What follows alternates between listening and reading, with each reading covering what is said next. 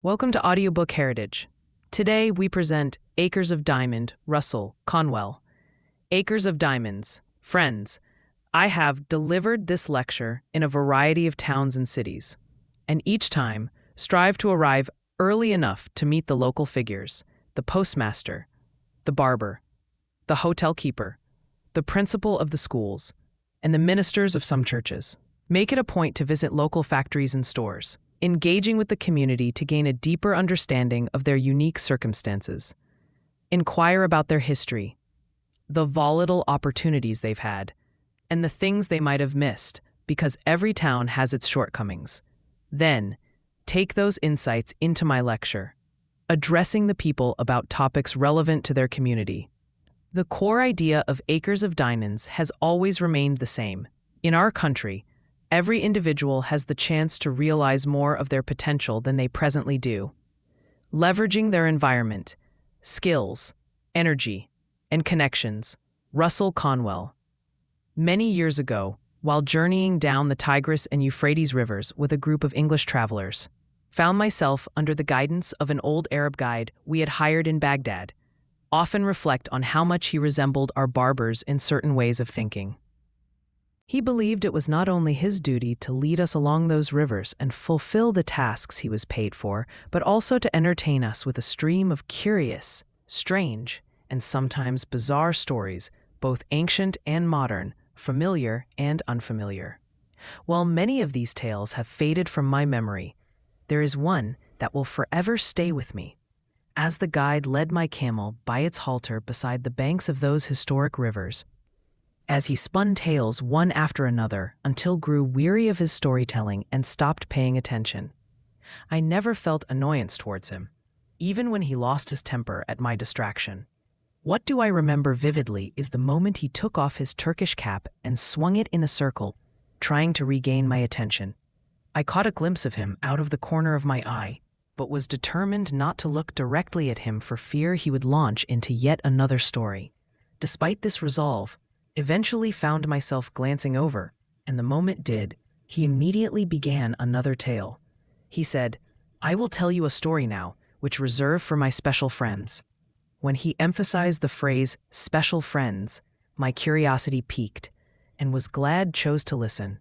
In fact, feel profoundly thankful that did, because there are 674 young men who have been guided through college by this lecture and who share that same gratitude.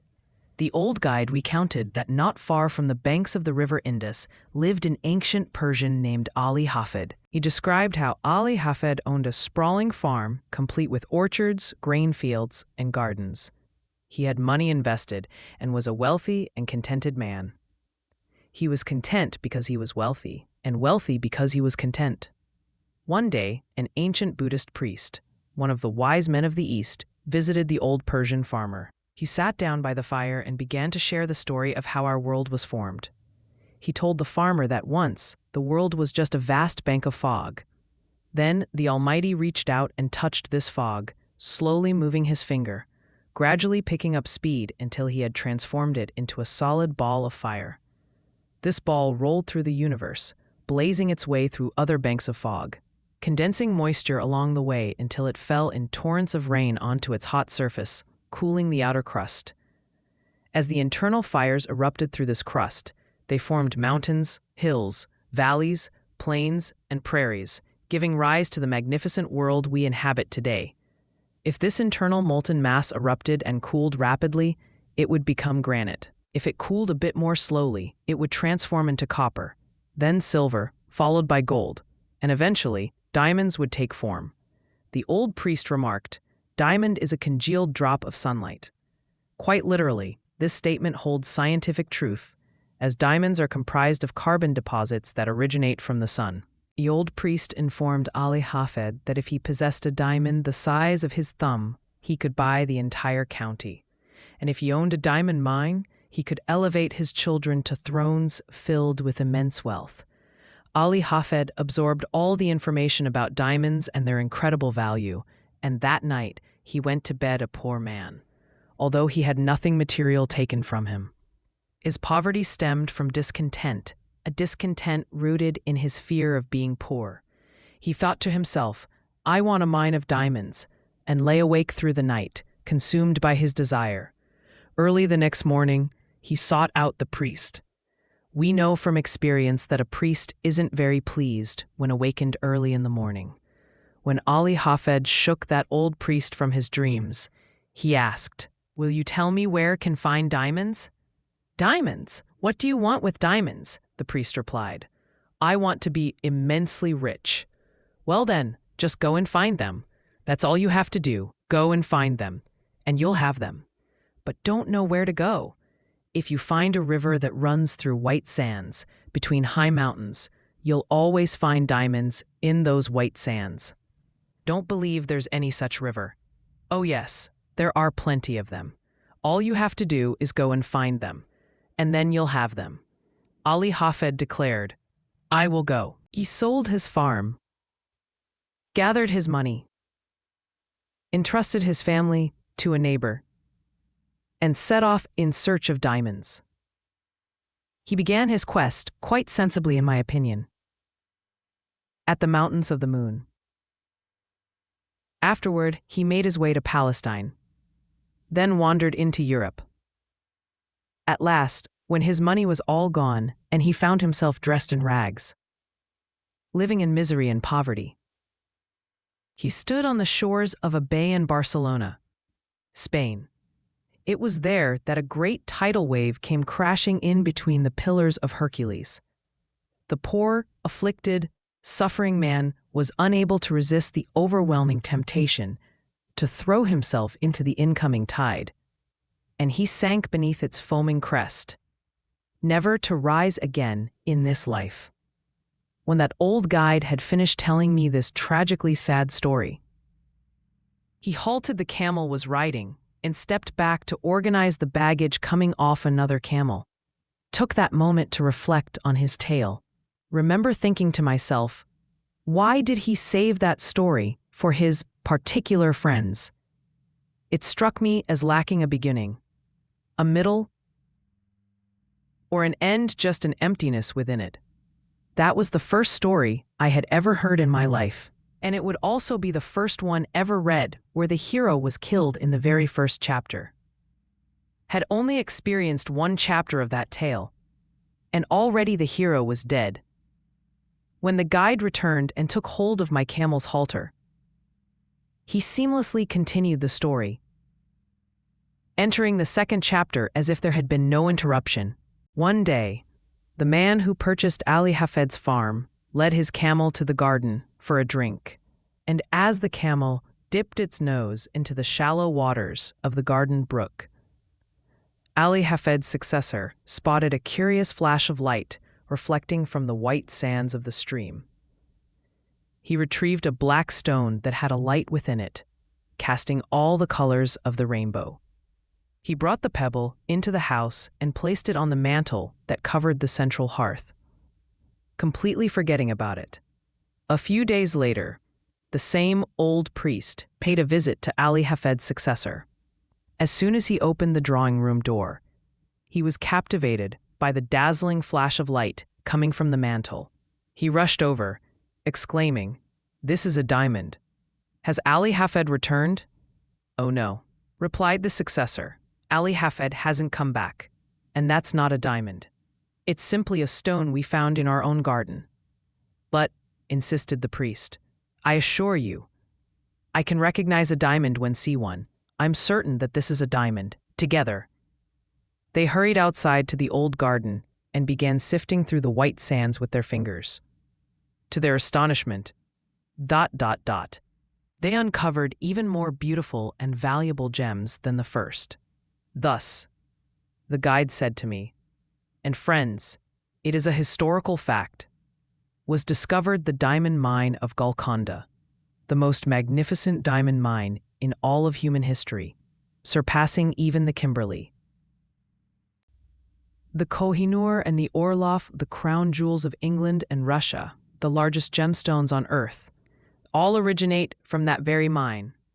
The old Arab guide continued his tale, removing his Turkish cap and waving it in the air once more to draw my attention to the story's lesson. These Arab storytellers always have a moral to share, even if it isn't conventional. As he twirled his hat, he proclaimed, "Had Ali Hafed chosen to stay home and dig in his own cellar, or beneath his wheat fields, or in his own garden, he would have found acres of diamonds. For every acre of that old farm, indeed every shovelful of earth, later revealed gems that have adorned the crowns of monarchs." Once he concluded his parable with this moral, understood why he kept it for his particular friends, but didn't let him know that had grasped his message. It was that old Arab's indirect way of speaking, much like a lawyer, that hinted at what he couldn't say outright, that in his private opinion, there was a certain young man traveling down the Tigris River who would be better off back home in America. Didn't tell him understood what he meant, but instead shared a story that came to mind. Spoke of a man in California in 1847 who owned a ranch. Upon hearing that gold had been discovered in Southern California, he was consumed by the allure of riches and sold his ranch to Colonel Sutter, never to return. Colonel Sutter then established a mill on a stream that flowed through that ranch. One day, his little girl brought some wet sand from the raceway into their home and sifted it through her fingers before the fire. It was in that cascading sand that a visitor discovered the very first glimmering flakes of real gold ever found in California. The man who owned that ranch sought gold, and he could have easily acquired it.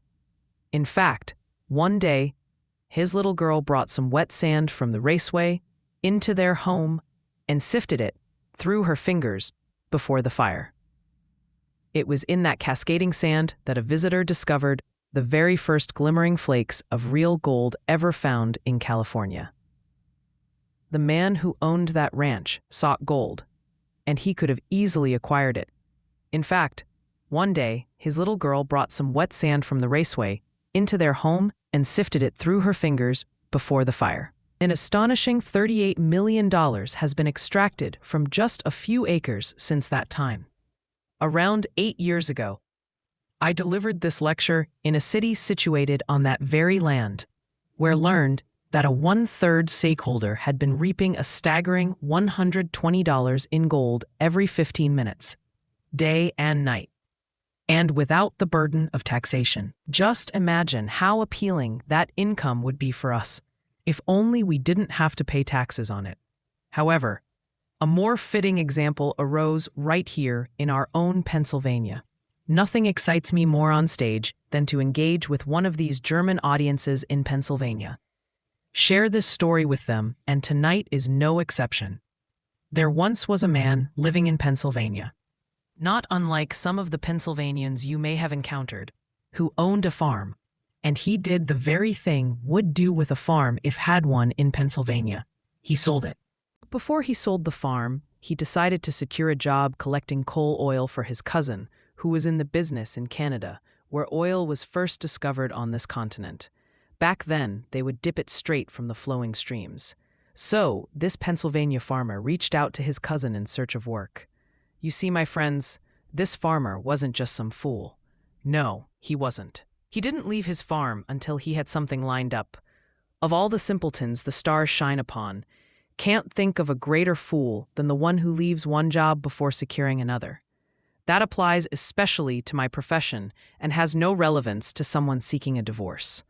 When he wrote to his cousin asking for a job, his cousin replied, "Can't hire you because you know nothing about the oil industry." Well, the old farmer responded, "We'll learn," and with admirable determination, something typical of the students at Temple University, he dedicated himself to mastering the entire subject.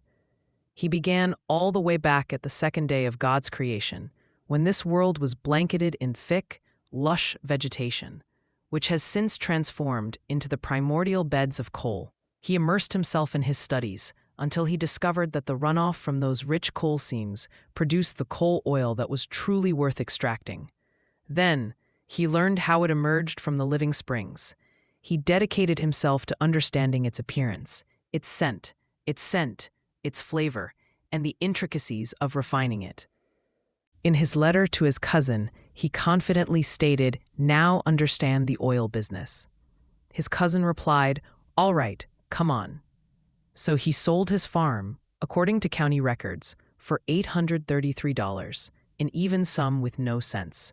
Hardly had he left when the man who bought the property went out to arrange for the watering of the cattle. To his surprise, he found that the previous owner had, years prior, placed a plank across the brook behind the barn, positioned edgewise just a few inches into the water's surface. The purpose of that plank, angled sharply across the brook, was to redirect a dreadful-looking scum that the cattle wouldn't dare to drink from. With the plank in place, the scum was pushed to the side, allowing the cattle to drink safely from the clear water below. This meant that the man who had moved to Canada had been, for 23 years, unknowingly holding back a flood of coal oil, which Pennsylvania's state geologists estimated, 10 years later, was worth a staggering $100 million to our state.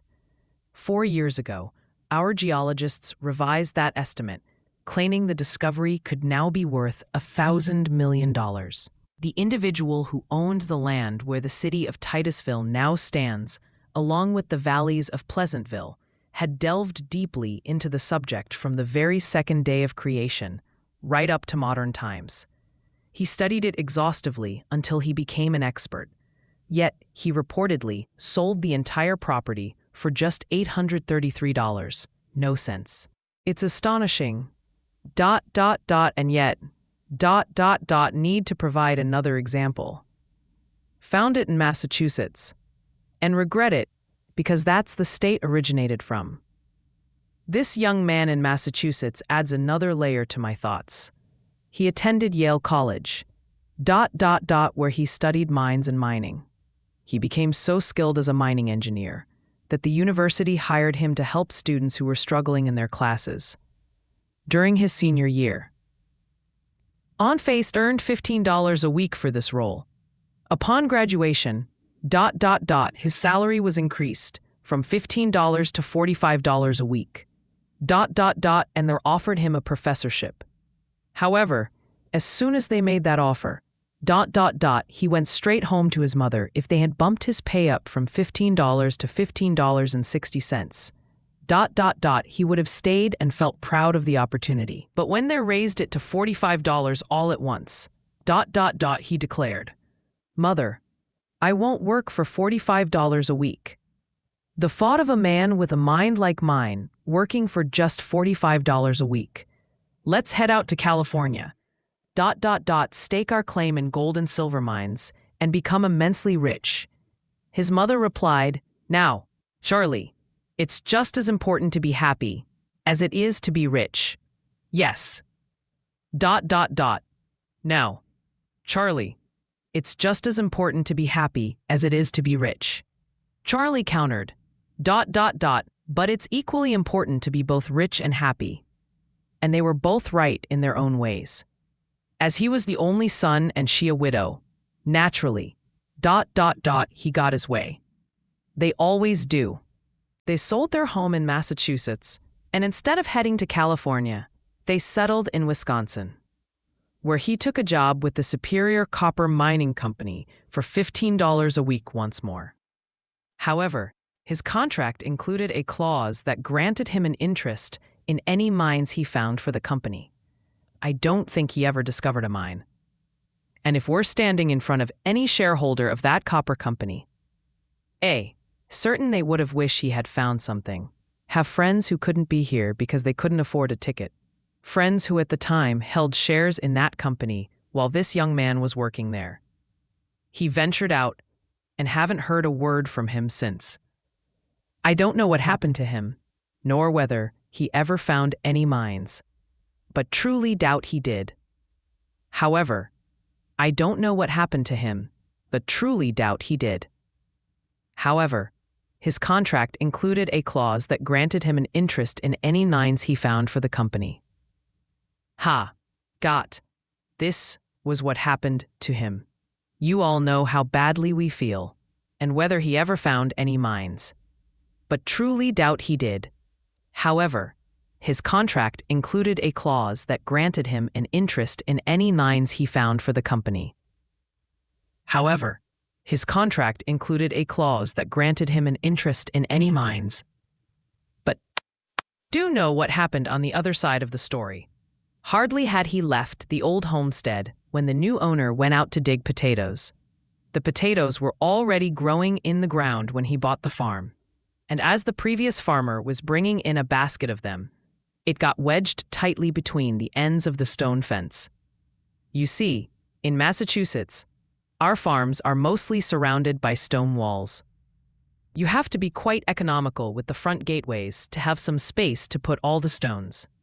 As the farmer struggled to pry the basket free, he noticed, no so much about him, tucked away in the upper corner of the stone wall next to the gate, a block of native silver, 8 inches square. The professor of mines had such profound knowledge about minerals that he wouldn't work for a mere $45 a week, had been sitting right on that silver while negotiating the sale of his Massachusetts homestead.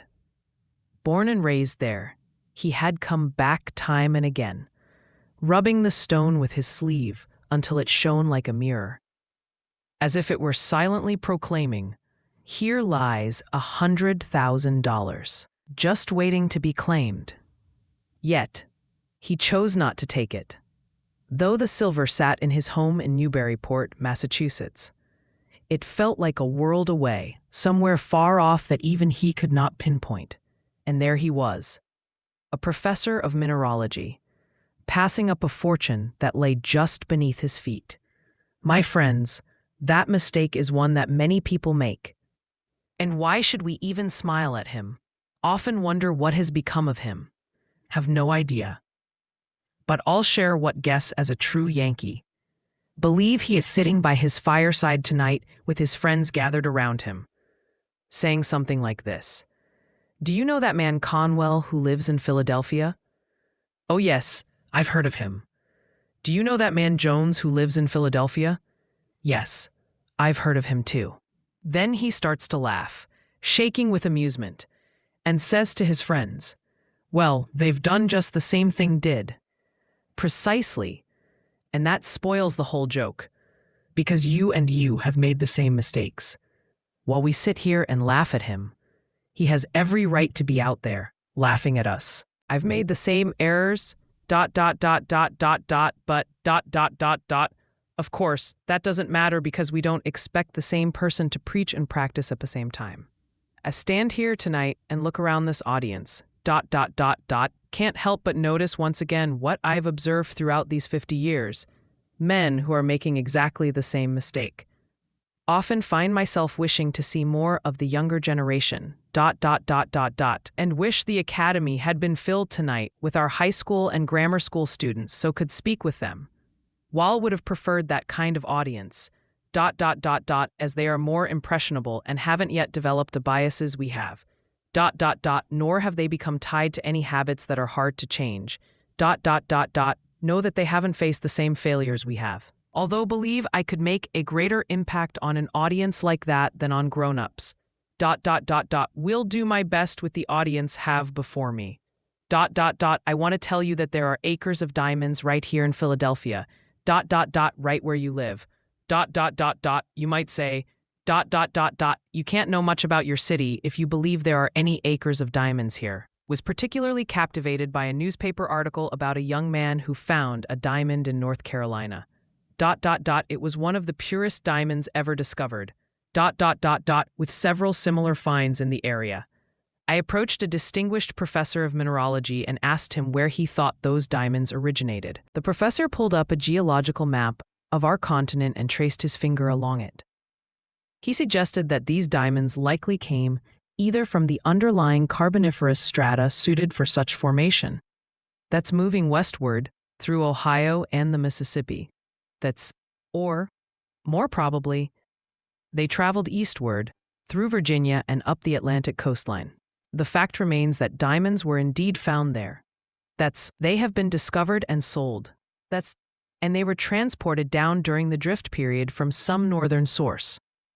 Now, who can say that perhaps someone with a drill in Philadelphia won't stumble upon a trace of a diamond mine right here? Oh, friends, You cannot deny that you are standing over one of the greatest diamond mines in the world. For a diamond like that only comes from the most fruitful mines on earth. But let this serve as a metaphor for what I'm trying to convey. Stress that even if you lack actual diamond mines, you still possess everything those mines would offer you. With the Queen of England recently bestowing the highest compliment on an American woman for her attire, noting that she wore no jewels at all at the recent reception in England, the allure of diamonds has diminished considerably. Now, understand, that's the whole India. But let's serve as a metaphor for what I'm trying to convey. Stress that even if you lack actual diamond mines, you still possess everything those mines would offer you. With the Queen of England recently bestowing the highest compliment on an American woman for her attire, noting that she wore no jewels at all at the recent reception in England, the allure of diamonds has diminished considerably. Now, we must know that shipping is in order. Can you imagine feeling the diamonds are being discovered and sold? You will never know. But let this serve as a metaphor for what I'm trying to convey. Stress that even if you lack actual diamond mines, you still possess everything those mines would offer you. All you'd likely desire are a few modest pieces to wear, while the rest you would sell for some cash. Now, repeat. The chance to attain great wealth is present right here in Philadelphia, accessible to nearly every man and woman who hears me speak tonight. Mean exactly what you say. I have not come to this platform just to share a recital. I have come to convey what truly believe to be the truth in the eyes of God. If the years of my life have imparted any wisdom to me, to it, I know I am correct. The men and women sitting in this audience, they may have found it challenging to purchase a ticket for this lecture tonight, have at their fingertips acres of diamonds, opportunities to amass significant wealth. There has never been a place on earth more suited than Philadelphia today. And never in the history of the world has a poor man without capital had such a chance to gain wealth quickly and honestly as he does now in our city. Assert that this is the truth, and urge you to embrace it.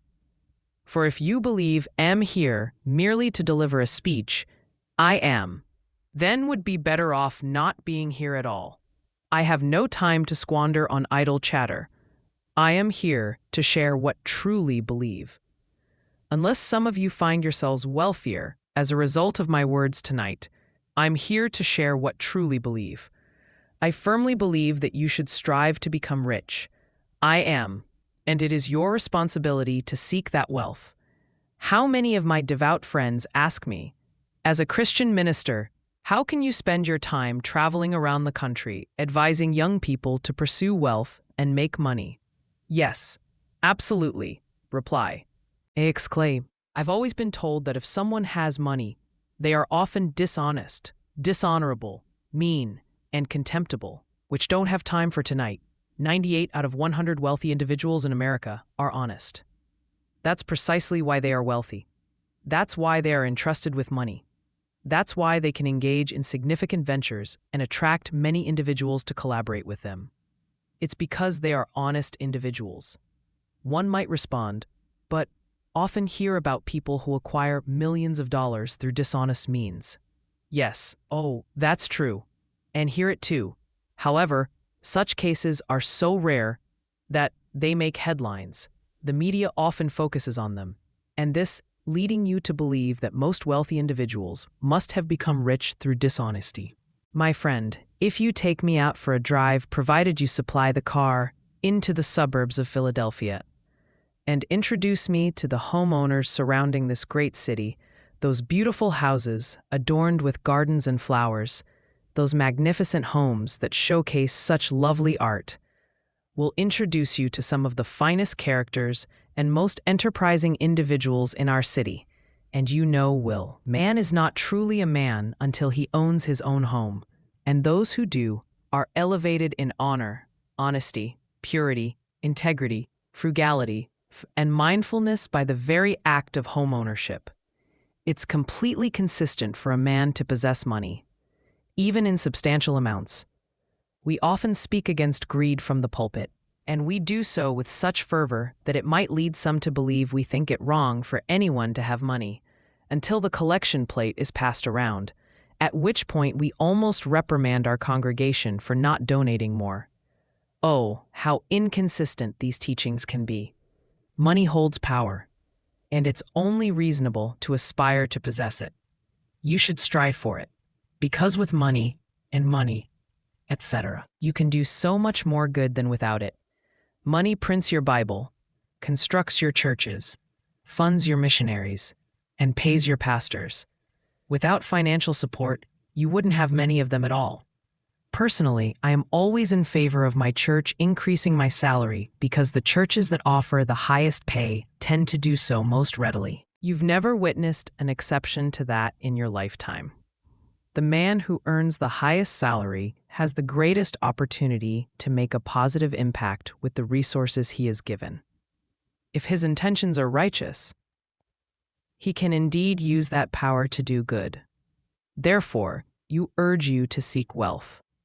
If you can honestly achieve prosperity in Philadelphia, it is both your Christian and moral obligation to do so. It is a grave misconception among the devout to believe that one must be poor to be pious.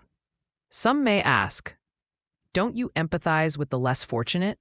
Of course, I do. Otherwise, wouldn't have spent years giving lectures on the subject. I firmly stand by my empathy for the poor. But the truth is that the number of those who are truly deserving of sympathy is quite small.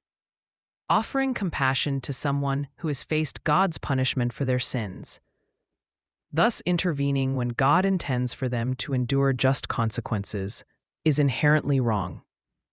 Unfortunately, we often do this more than we assist those who genuinely merit our help. While we should empathize with God's less fortunate, those who cannot help themselves, we must remember that, in the United States, it is both your Christian and moral obligation to do so. There isn't a poor person who hasn't fallen into poverty due to their own shortcomings or the failures of someone else. It's fundamentally wrong to be poor, and we can agree on that and set it aside for a moment. Someone in the audience might rise and say, "Don't you think there are some things in this world that are better than money?" Absolutely, I agree. But right now, I'm addressing the topic of money. Yes, there are certainly higher things than money. I am well aware. I stand before the grave that has left me alone. That some aspects of life are far grander and sweeter than any amount of money.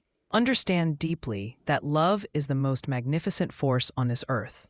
But how fortunate is the lover who is blessed with financial security? Money holds power. It is a force that can create both good and harm. In the hands of good men and women, money can achieve, and has achieved, truly wonderful things. I find it difficult to overlook this fact. Once heard a man at a prayer meeting express gratitude for being one of God's poor. Can't help but wonder what his wife thinks about that. She is the one bringing home the money, while he spends a portion of it lounging on the veranda. I have no interest in seeing more of the Lord's poor in that situation. And frankly, don't think the Lord does either. Yet, there are those who believe that to be pious and proud, to be cottage in journals poor, one must live in abject poverty and squalor. That notion is simply not accurate. While we all empathize with the impoverished, we should avoid promoting such an erroneous belief. Unfortunately, our society often holds a bias against encouraging a Christian man, or, as a Jew might say, a godly man, to seek wealth. The prejudice runs so deep, as many years have passed enough for me to safely recount this story. Many years ago, at Temple University, there was a young man in our theological school who thought he was the epitome of piety among his peers.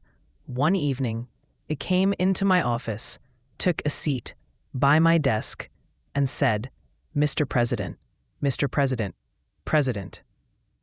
believe it's my duty to come in and discuss something important with you. Asked, what's going on? He replied, I heard you speak at the academy during the Pierce School commencement.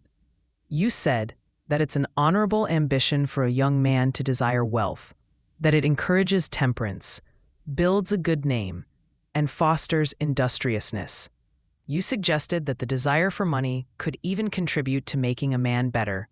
Then he declared, But, sir, I must inform you that the Holy Bible states that money is the root of all evil. It told him that had never actually seen this phrase in the Bible myself, and encouraged him to go to the chapel, find the scripture, and show me where it was written. And he went out to find the Bible and soon returned to my office, brandishing it open with all the self-righteous pride of someone who's convinced that their interpretation is the only true one. He slammed the Bible down on my desk and practically shouted into my ear, See, Mr. President, you can read it for yourself, replied. Well, young man, you'll come to realize as you grow older that you can't rely on someone from a different denomination to interpret the Bible for you. You're obviously rooted in a different belief system. However, you've been taught in theological school that emphasis shapes interpretation. So why don't you take that Bible, read it for yourself, and apply the right emphasis? He picked up the Bible and read proudly, The love of money is the root of all evil, At that moment, he got it right. When one quotes correctly from that age-old text, they reveal a profound truth. I have lived through 50 years of the greatest battle that ancient text has ever faced. And I'm fortunate to witness its banners flying proudly. Never in the history of this world have the great minds of our time so universally acknowledged the truth of the Bible, everything it contains, as they do right now. So, when he quoted it correctly, he spoke absolute truth. The love of money is the root of all evil. Anyone who seeks to attain it too quickly or dishonestly will undoubtedly stumble into many traps. There's no doubt about that. But what is this love of money? It is the act of idolizing wealth. And idolatry in all its forms is condemned by the Holy Scriptures as well as by common sense. Think I've got a different perspective on this. It's true that opportunity exists, often in plain sight, waiting to be seized by those who dare to look beyond mere wealth and understand the true value of their pursuits. The potential for prosperity lies not just in accumulating riches, but in recognizing how we can make a meaningful impact in our community and the world around us. In Philadelphia, as in any vibrant city, there are countless avenues where hard work and perseverance can lead to success. From innovative startups to small businesses making a difference, the key is to align our aspirations with purpose. When you start to see opportunity as a means to contribute, rather than just a chance to amass fortune, you unlock a deeper kind of wealth, one that enriches both yourself and others. So, therefore, let's explore those possibilities and embrace the journey ahead. Conwell, you've lived in Philadelphia for 31 years, and you don't realize that the time has passed for making something of yourself in this city. I don't believe that's true. Oh, but it is. I've seen it firsthand. What kind of business are you in? Ran a store here for 20 years, and in all that time, never made more than $1,000. Well then, you can gauge the contribution you've made to this city by what it's given you in return. Man can truly understand his worth by what he receives. It reflects how he measures up in the world at this moment. Now, if you haven't earned more than $1,000 in 2 decades in Philadelphia, it might have been better for the city if they had shown you the door 19 years and 9 months ago. Man should have no right to run a store in Philadelphia for 20 years and not make at least $500,000, even if it's just a corner grocery in the uptown area. You might say, it's impossible to make $5,000 in a store now.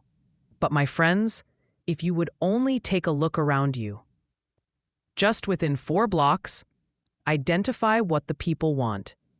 what you ought to supply, and jot it all down with your pencil, calculating the potential profits you'd make by meeting those needs. You'd quickly see the opportunities that lie there. Wealth is right within earshot of you. Some may argue, you don't know anything about business. Preacher never understands business. Well, I will have to demonstrate that am indeed knowledgeable in this area.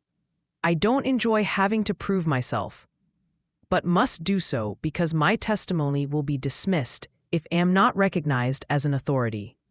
My father owned a country store.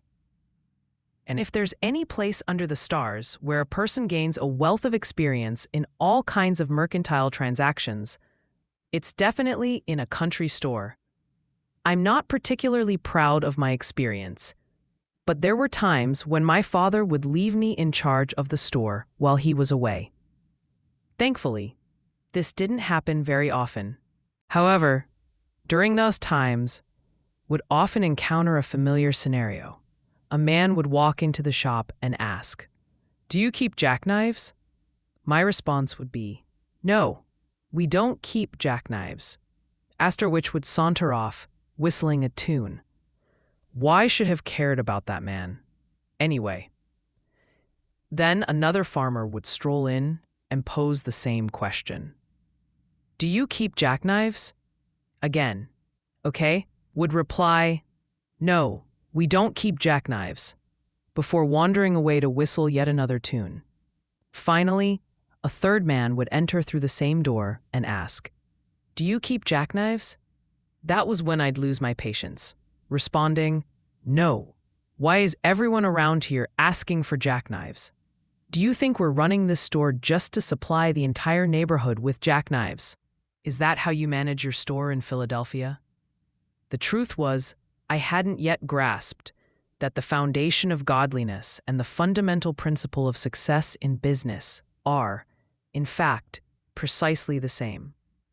The man who proclaims, "Cannot bring my religion into business," presents himself as either a fool in business, on a path to bankruptcy, or a thief. It's one of the three, for sure. He will likely fail within just a few years. If he doesn't integrate his faith into his business practices, failure is almost guaranteed. Had been running my father's store with a Christian and godly approach, would have had a jackknife available for that third man when he asked for it. In doing so, if would have done him a kindness, and in return would have received a reward from man's. On the contrary, it would be wrong to sell goods for less than what they cost you. That's not permissible. And in return, would have received a reward from man's. On the contrary, it would be wrong to sell goods for less than what they cost you. That's not permissible. You cannot entrust your money to someone who cannot manage their own affairs. Similarly, you cannot trust someone in your family who isn't faithful to their own spouse. You cannot trust a man who does not begin with his own heart, his own character, his own life, and his own life. It would have been my duty to provide a jackknife to the third man, or the second, and sell it to him, profiting in the process. Have no more right to sell goods without making a profit, than have to dishonestly overcharge him beyond their actual worth. However, whom should sell each item in such a way that the person sell to can benefit just as much as do. To live and let live is the principle of the gospel, and the principle of everyday common sense. Oh, young man, heed my words. Live as you go along. Don't wait until you reach my age to start enjoying the richness of life. If had back the millions, or even just 50 cents of what we've strived to earn over the years, it wouldn't bring me the same joy that feel here tonight, in this almost sacred presence. Oh, yes, the man who goes home after feeling he's stolen $1 that day, who has wronged another by denying them what they rightfully earned, will not find peace. He wakes up tired in the morning, carrying an unclean conscience to his work the next day. Despite potentially amassing millions, he is not truly successful. On the other hand, the person who has lived a life of sharing with others, which I have strived to do, and everyone should make that effort to experience the happiness it brings, asserting and securing their own rights while also honoring the rights and profits of those around them. This person experiences each day fully, however, and they are on the path to true wealth. The history of countless millionaires demonstrates this truth. Take the man over there who claims he can't succeed in his store in Philadelphia. He's been running his business based on the wrong principles. Imagine walk into your store tomorrow morning and ask, "Do you know neighbor who lives just 1 block away at house number 1240? You might say, "Oh yes, I've met him. He shops at the corner store." Follow up with, "Where did he come from?" And you respond, "I don't know." Ask it what it says. How many people are in his family? And again, you say, say, "Don't know." Continue, say, "Which party does he vote for?" And you answer, "Don't know." Then ask, "What church does he attend?" To which you reply, say, "Don't know, and don't care." Why are you asking all these questions?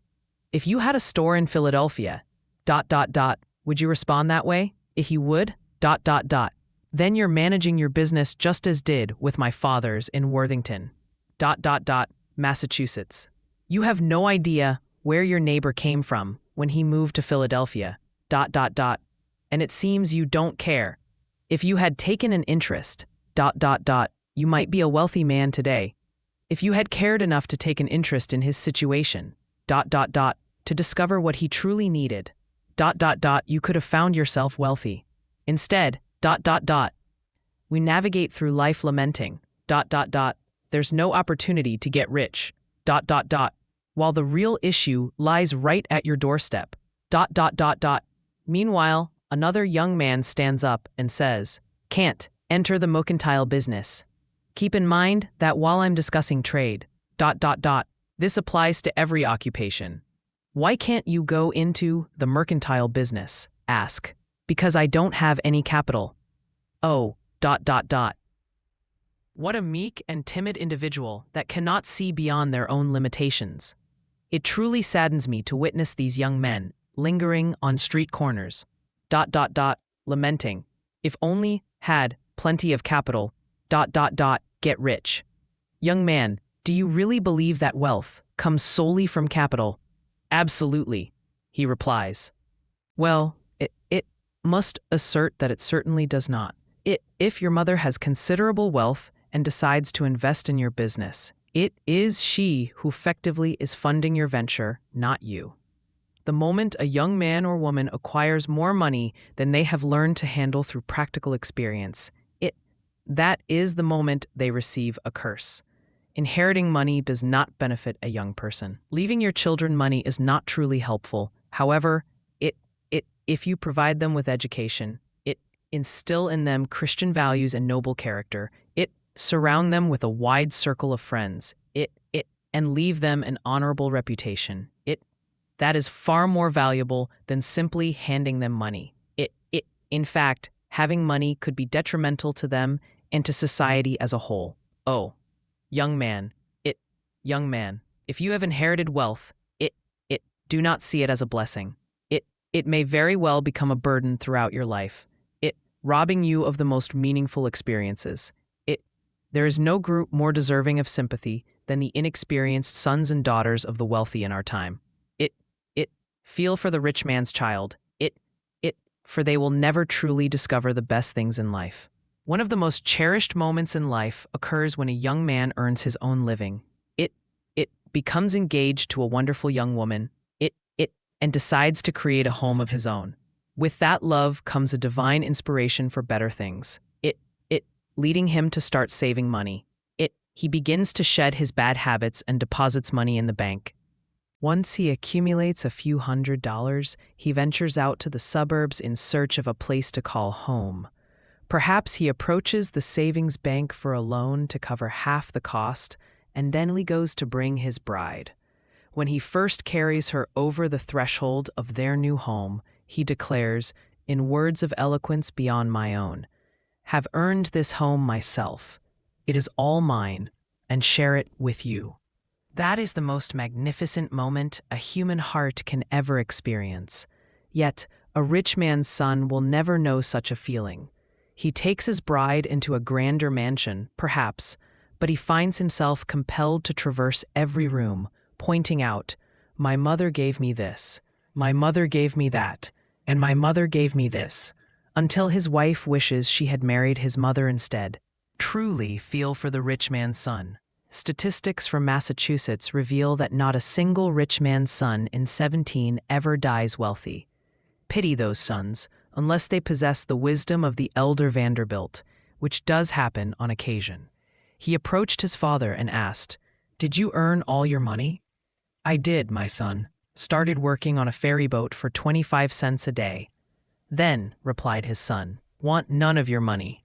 That very Saturday night, he sought a job on a ferry boat.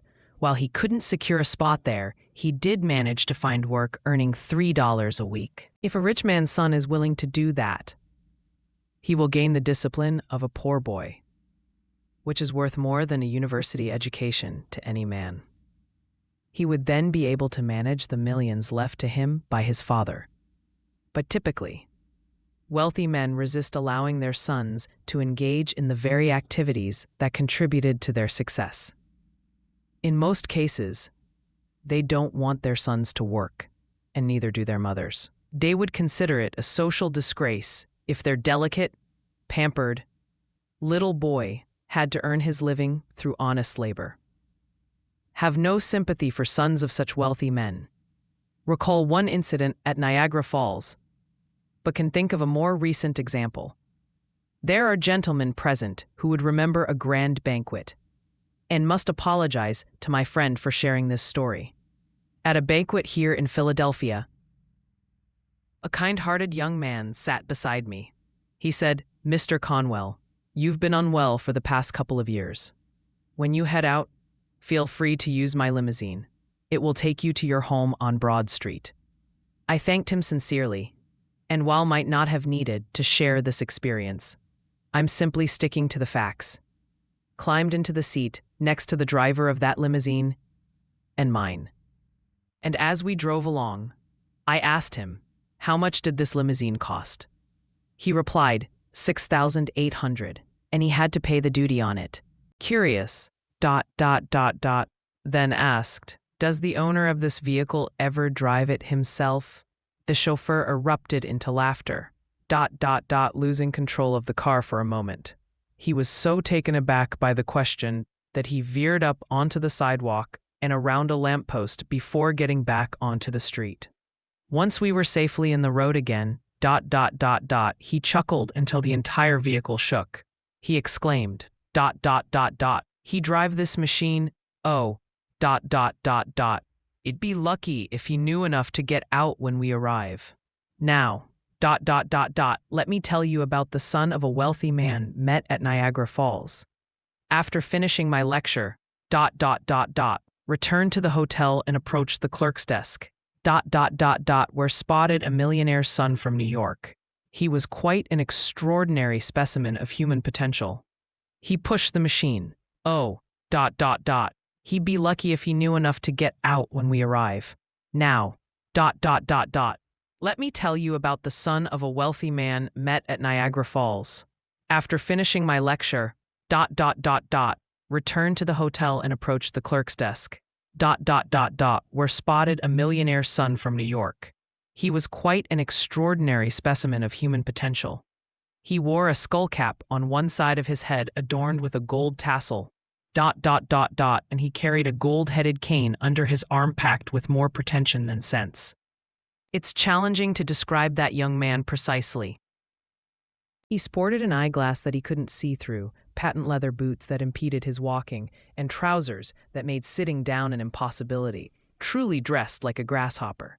This peculiar creature approached the clerk's desk just as entered, adjusted his non-functional eyeglass, and addressed the clerk in an exaggerated manner, as he thought it was Hinglish, to lisp. "Sir, will you have the kindness to supply me with some papa and envelopes?" The hotel clerk quickly sized him up. Without a word, He pulled out envelopes and paper from a drawer, tossed them across the counter toward the young man, and then turned back to his books. You should have seen that young man when those envelopes came flying across the counter. He puffed up like a proud turkey. Try, adjusted his unseeing eyeglass once more, and shouted, "Come right back here. Now, sir, will you be kind enough to order a servant to take that paper and envelopes to that desk over there?" Oh, the poor, miserable, contemptible American fool. He couldn't carry paper and envelopes 20 feet. Suppose he couldn't even stretch his arms to do it. Have no sympathy for such travesties of human nature. If you lack capital, young man, I'm glad of it. What you truly need is common sense, not a handful of coins. The best way can illustrate this point is by sharing some well-known facts. Stuart, a poor boy in New York, started his life with just $1.50. He lost 87.5 cents on his very first venture. How fortunate for that young man who lost on his first gamble. He declared, "I will never gamble again in business. I will never gamble again." And from that moment, he never did. So, how did he come to lose that 87.5 cents? You probably know the story. He bought needles, threads, and buttons to sell items nobody wanted. I will never gamble again in business. The boy said, "I will not lose any more money like that." He then went from door to door. "I will not lose any more money like that." Once he figured out their desires, "I will never gamble again in business." He invested his 62.5 cents to meet that known demand. This principle is universal, whether in business or even in your household management. It's the key to success. You must first understand the demand. You need to know what people require, and then you should direct your efforts where they are most needed. I will never gamble again. Stewart adhered to this strategy and eventually amassed a fortune amounting to $40 million. Owning the very store where Mr. Wanamaker now conducts his impressive work in New York. His wealth was born from his initial losses. I will never gamble again, which taught him the invaluable lesson that he should only invest his time or money in things that people actually need. When will you, as salespeople, as manufacturers, realize that knowing the evolving needs of humanity is essential for success in life? All you Christian individuals, whether you are manufacturers, merchants, or laborers, focus your efforts on fulfilling that human need. It's a profound principle, as broad as humanity itself and as deep as Scripture. The best example I've ever encountered is that of John Jacob Astor. You know, he built the Astor family fortune while living in New York. He arrived here from overseas with debts from his passage.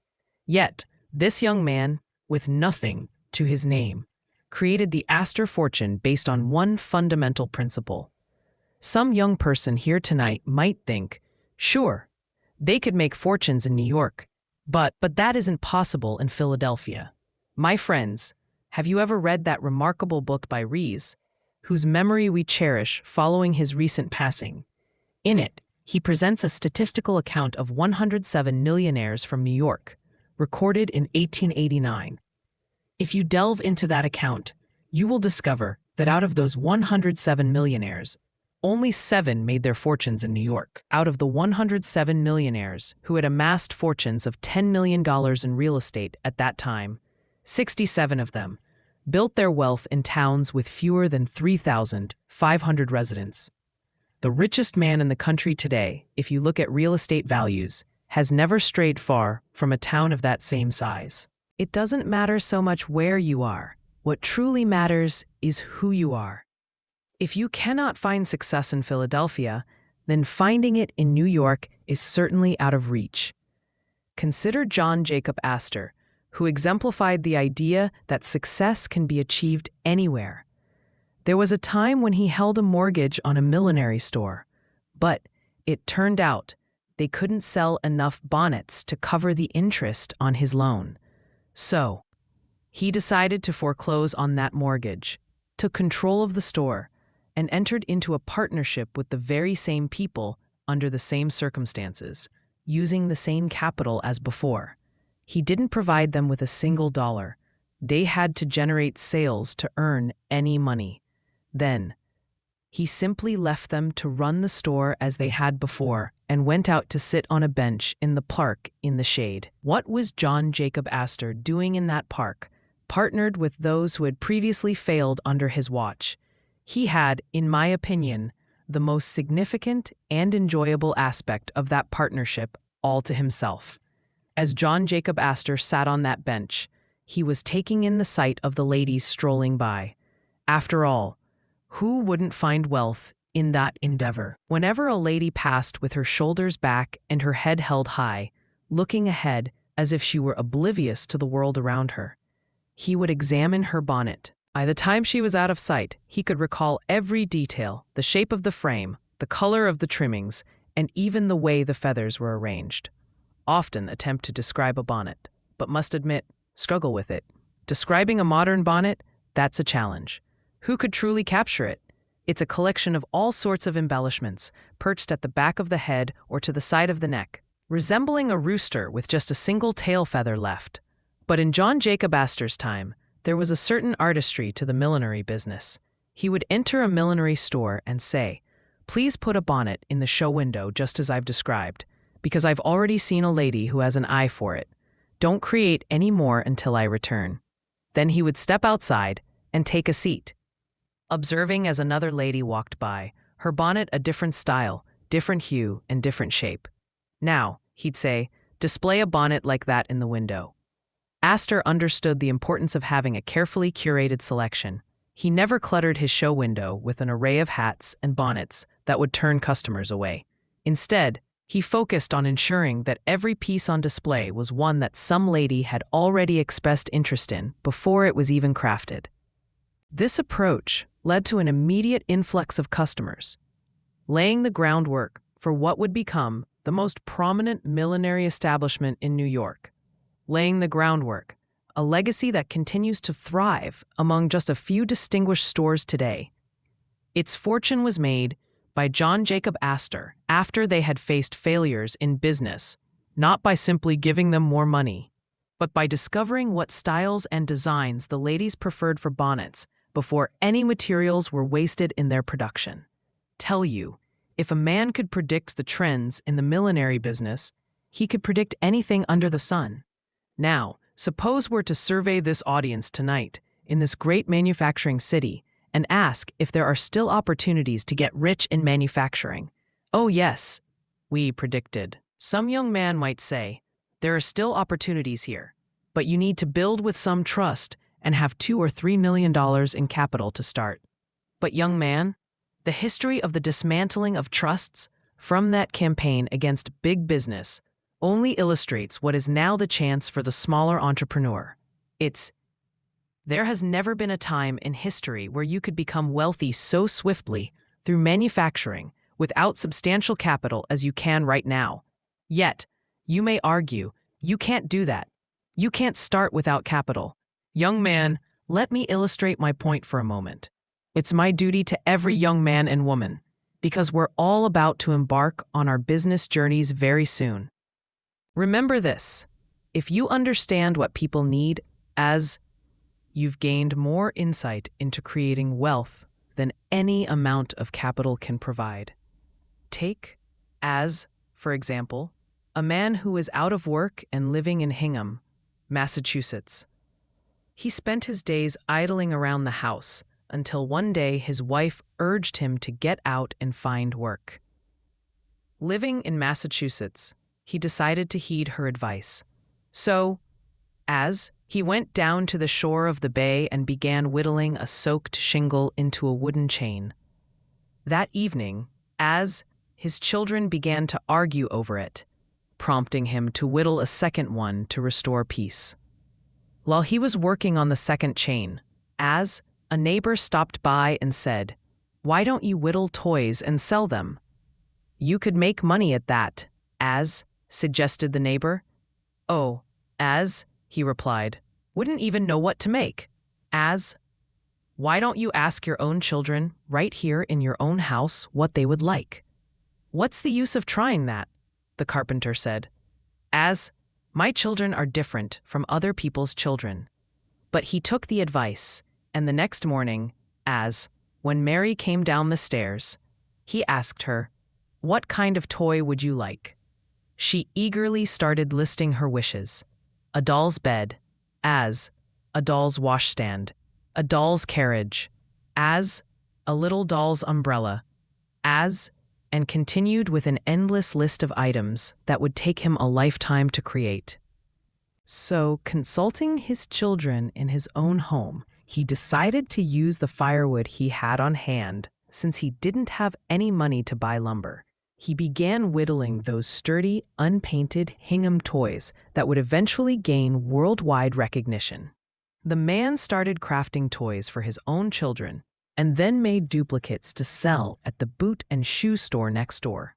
He began to earn a little money and then a bit more, and Mr. Lawson, in his frenzied finance, claims that this man is the richest individual in old Massachusetts, and believe that's true. Today, this man is worth $100 million and has spent only 34 years amassing it all, based on a single principle: that one must judge what their own children enjoy at home and assume that other people's children would appreciate it in their homes as well. This is the sure path to success in manufacturing, or one's spouse, or one's children. This is the sure path to success in manufacturing.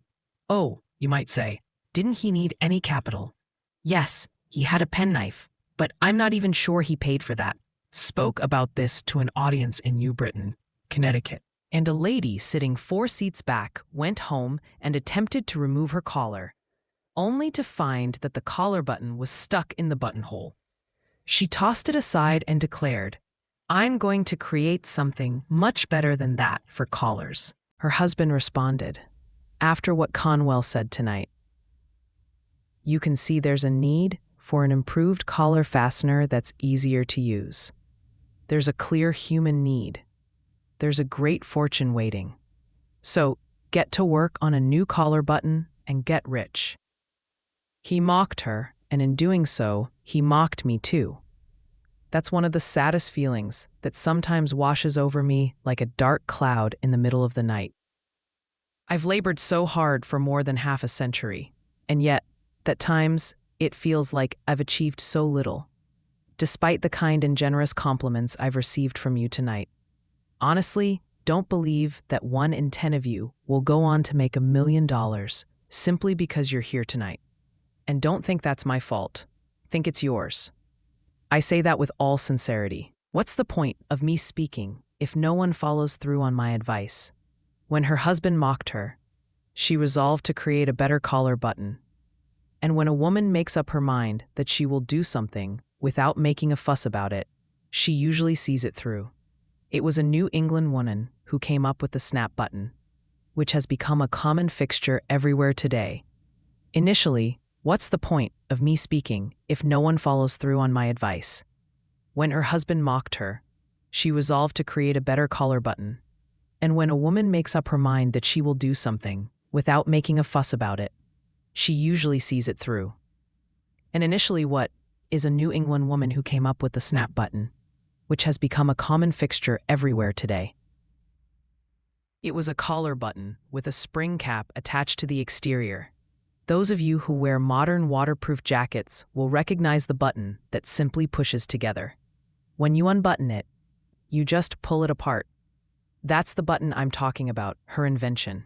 She later created several other types of buttons, invested further, and eventually became a partner in major factories. Today, that woman spends her summers traveling across the ocean on her private steamship. Yes, and she takes her husband along with her.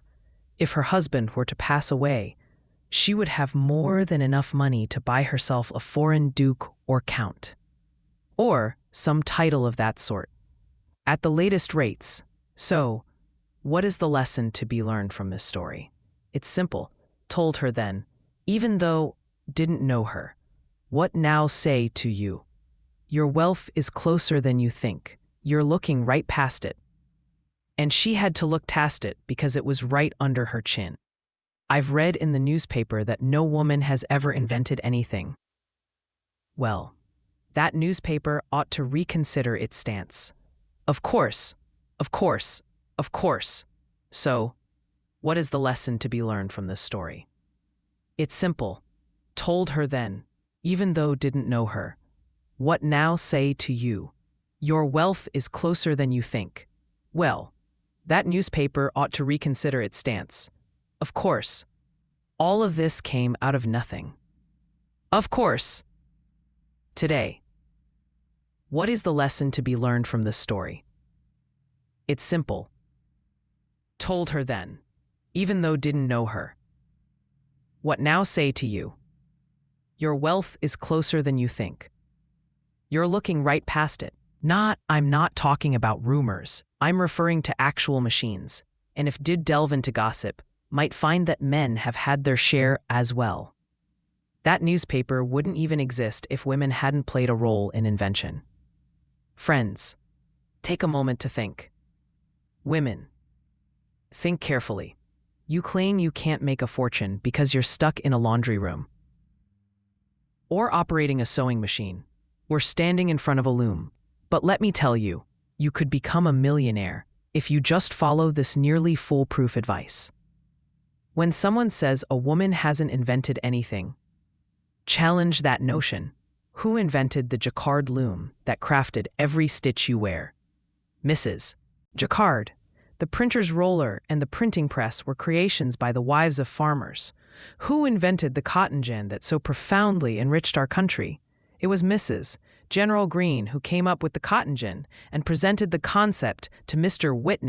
Whitney, who too, like a typical man, after many years of practice, took it and ran with it. And who was it that created the sewing machine? If we're to go to school tomorrow and ask your children, they would say, Elias Howe. He was in the Civil War with me and often visited my tent. Frequently heard him mention that he spent 14 years developing the sewing machine.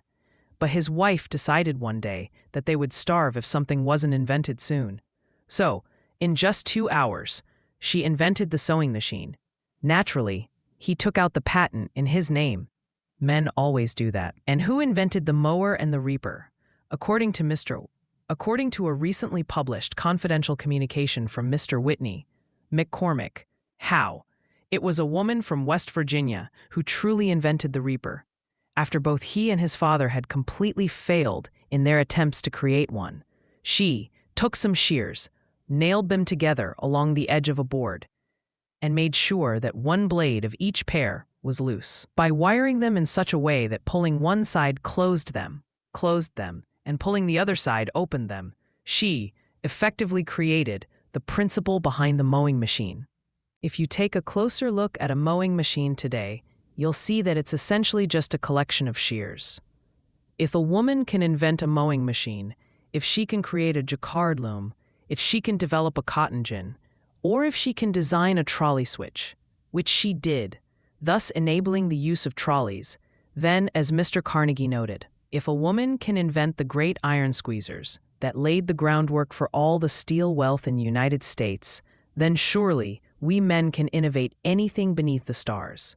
Share this to encourage the men out there. Who are the great inventors of the world? This question presents itself once more. The great inventor may be sitting right next to you, or it might even be you. Oh, you might protest. I've never invented anything in my life. But neither did the celebrated inventors until they uncovered one profound truth. Do you imagine that it's a man with an oversized head or someone who strikes like a bolt of lightning? It is neither of those. The truly great inventor is an ordinary, straightforward person, someone who embodies common sense. You would never guess they were a great inventor unless you discovered tangible evidence of their achievements. Their neighbors often don't see their greatness. It's easy to overlook in everyday life. You might think there's no brilliance among those who live nearby, believing that greatness is found only elsewhere. The reality is that their brilliance is remarkably simple, plain, earnest, and practical, so much so that friends and neighbors often fail to recognize it. True greatness often goes unnoticed, and that is a certainty. You may not be aware of the greatest men and women around you, set out to write the life story of General Garfield. Neighbor, aware of my rush and noticing the crowd gathered at the front door, and then kindly escorted me around to the back entrance. He called out, "Jim, Jim." Before long, Jin appeared and welcomed me inside. Then I proceeded to write the biography of one of the nation's most remarkable men. Yet to his neighbors, he remained simply Jim. If you were to encounter a great man in Philadelphia tomorrow, you would likely greet him with, "How are you, Sam?" or "Good morning, Jim." That's exactly how you would respond. Recall a soldier from the Civil War who had been sentenced to death. Found myself at the White House in Washington for the first time, summoned to meet the president. Entered the waiting room and took a seat alongside a number of others on the benches. The secretary began calling each person in turn, asking them to state their purpose for being there. After the secretary had called everyone in, he stepped inside and then returned to the door, signaling for me to come forward. As approached the anteroom, the secretary said, "That's the president's door right there. Just knock and go right in." Was utterly taken aback. Dear friends, more than ever had been in my life. The situation was compounded by the fact that after giving me those instructions, the secretary exited through another door to the left and shut it behind him. There was, standing alone in the hallway, just outside the door of the President of the United States, had seen battlefields where the shells screamed overhead and bullets occasionally struck me, yet always wanted to run. I can't sympathize with the man who boldly claims, "I would just as soon march up to the cannon's mouth as eat my dinner." I have no faith in a person who doesn't know enough to feel fear when under fire.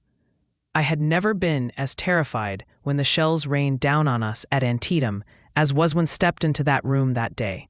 Still, finally found the courage, though can't explain how, and, with my arm outstretched, tapped on the door.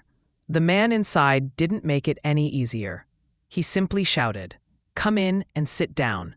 So, with a deep breath, I entered and perched on the edge of a chair, wishing were anywhere but there. The man at the table didn't even glance up. He was one of the greatest figures of our time. Greatness bestowed upon him by a single guiding principle. If only all the young people of Philadelphia were here before me now, I would share this insight, hoping they would remember it. I would give a lifetime for the impact it could have on our city and on civilization itself. Abraham Lincoln's principle for greatness is one that nearly everyone can adopt. His rule was simple. Whatever he had to do, he invested his entire focus into it and kept that focus until the task was complete. That's what makes a person great, almost anywhere. He kept his focus on the papers spread out on the table, not looking up at me, as sat there trembling with anticipation. Finally, that's what makes a person great. After tying a string around his documents, he pushed them aside and turned his gaze toward me, a smile breaking through the weariness on his face. "I'm a very busy man and only have a few minutes to spare. Now, tell me, in as few words as possible, what it is you want." Started to explain, mentioning the case, and he interrupted. "I've already heard all about it. You don't need to say anything more. Mr. Stanton spoke to me just a few days ago regarding the matter. You can go back to the hotel, knowing that the president never signed an order to shoot a boy under the age of 20. And he never will. You can certainly pass that along to his mother." Then he inquired, "How is it going in the field?" Replied, "We sometimes get discouraged." He reassured me, "It's all right. We're going to prevail. We're getting very close to the light. No man should wish to be president of the United States, and will be relieved when my time in this role is over." After that, Tad and are heading out to Springfield, Illinois. I've purchased a farm there, wherein says I bought and have been willing to work for 2,000 times. We like to plant onions, and we plan to plant onions. Then he asked me, "Did you grow up on a farm?" Replied, "Yes, in the Berkshire Hills of Massachusetts," and said, "I've heard many times, ever since was young, that in those hills, often you have to sharpen the noses of the sheep just to reach the grass between the rocks." He was so familiar, so down to earth, so much like a farmer that felt right at home with him immediately. He then picked up another roll of paper, looked at me, and said, "Good morning." That was my cue. I got up and left. Once was outside, could hardly believe had just seen the President of the United States. But a few days later, while still in the city, witnessed the crowd passing through the East Room by the coffin of Abraham Lincoln. As she gazed upon the upturned face of the murdered president, realized that the man had seen not long before, so simple, so humble, was truly one of the greatest leaders God ever raised to guide a nation toward ultimate liberty. Yet, to his neighbors, he was simply Old Abe. When they held the second funeral, was among those invited, and went to see that same coffin placed back into the tomb in Springfield. Surrounding the tomb were Lincoln's old neighbors, who knew him only as Old Abe. Of course, that was all they would say.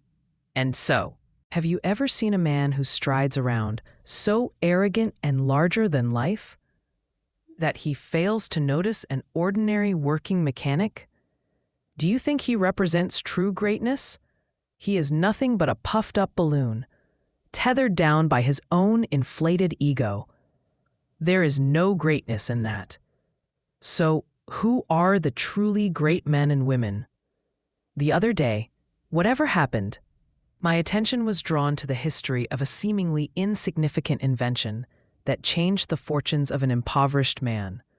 It was an extraordinary tale. And yet, through this experience, this man being neither a great inventor nor a genius, he created what we now know as the safety pin. From this simple device, he helped build the wealth of one of the esteemed aristocratic families in our nation. The story begins with a poor man in Massachusetts who had worked at a nail factory. After suffering an injury at the age of 38, his ability to earn a living was severely limited. He found himself employed in the office, where his task was to erase the pencil marks on invoices. At first, he used an eraser, but as his hand grew weary,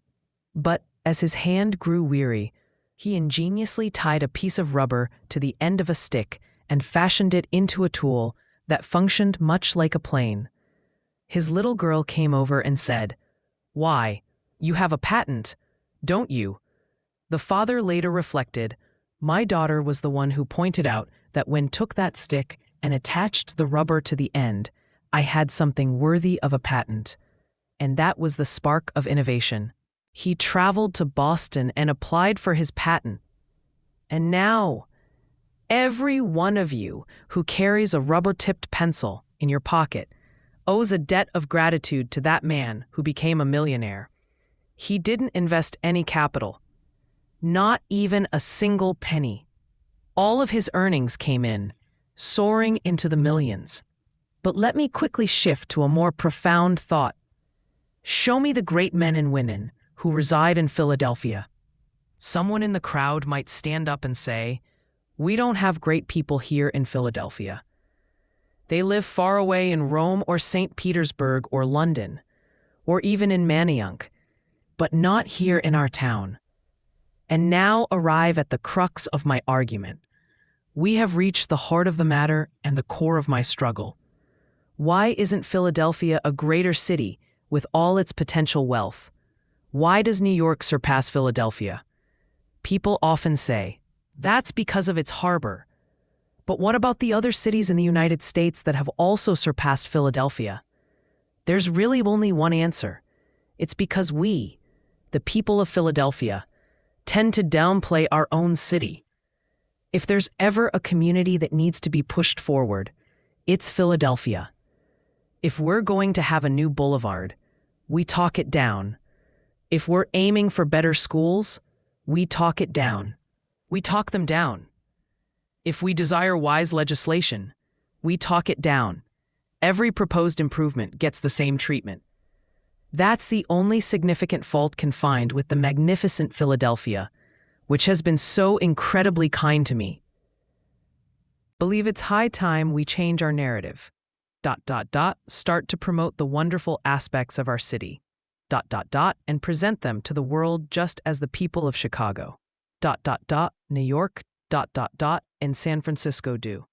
Oh, if only we could instill that spirit in our community, that we can achieve great things in Philadelphia and do them exceptionally well. Arise, you millions of Philadelphians. Trust in God and one another. And believe in the great opportunities that lie right here, not in New York or Boston. But right here in our city, for business and for everything worth living for on this earth. There has never been an opportunity greater than this. Let us proudly speak about our own city. However, there are two other young men here tonight. And that's all we'll dare to say. As it's getting late. One over there stands up and says, "There will be a great man in Philadelphia, but there has never been one." Oh, is that so? When will you be great? When I'm elected to some political office. Young man, won't you learn a lesson in the very basics of politics? It is a clear indication of smallness to hold office under a form of government. Great men do occasionally rise to positions of power. But what this country truly needs are individuals who will listen to us and act accordingly.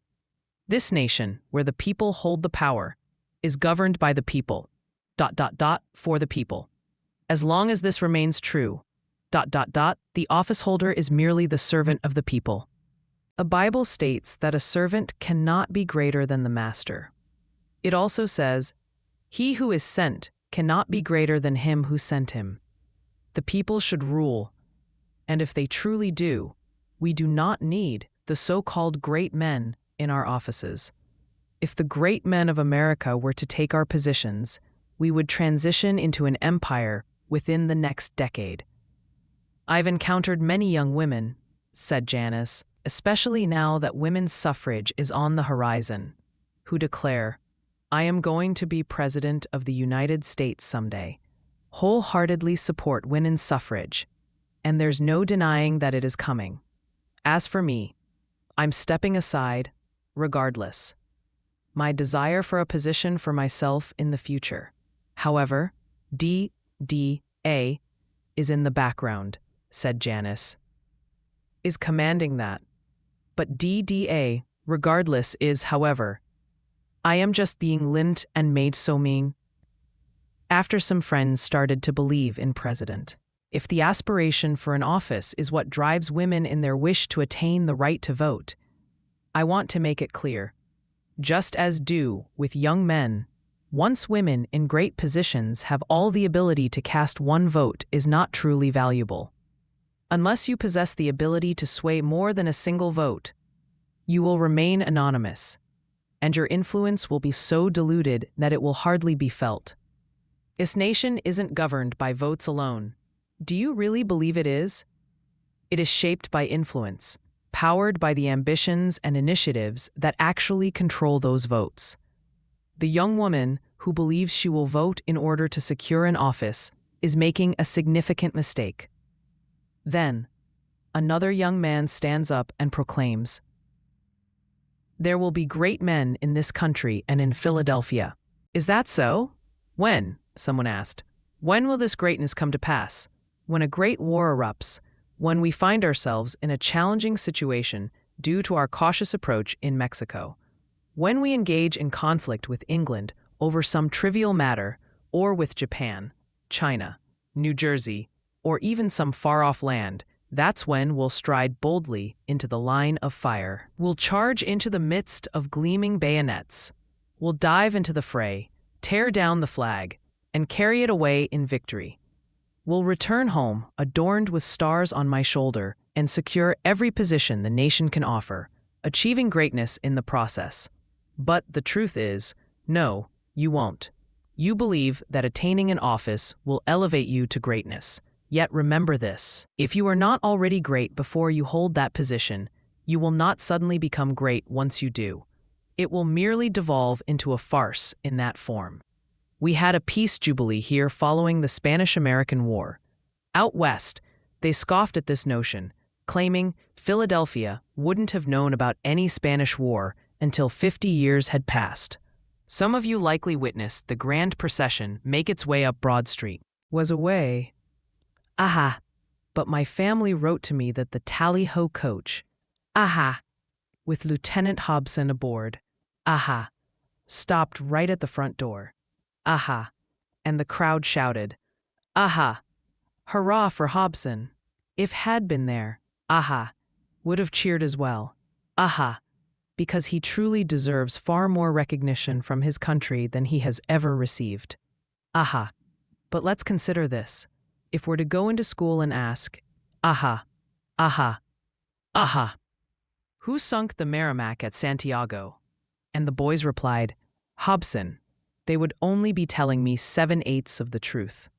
There were 7 other heroes on that steamer, each continuously exposed to Spanish fire due to their positions, while Hobson, aha, as an officer, could have reasonably taken cover behind the smokestack.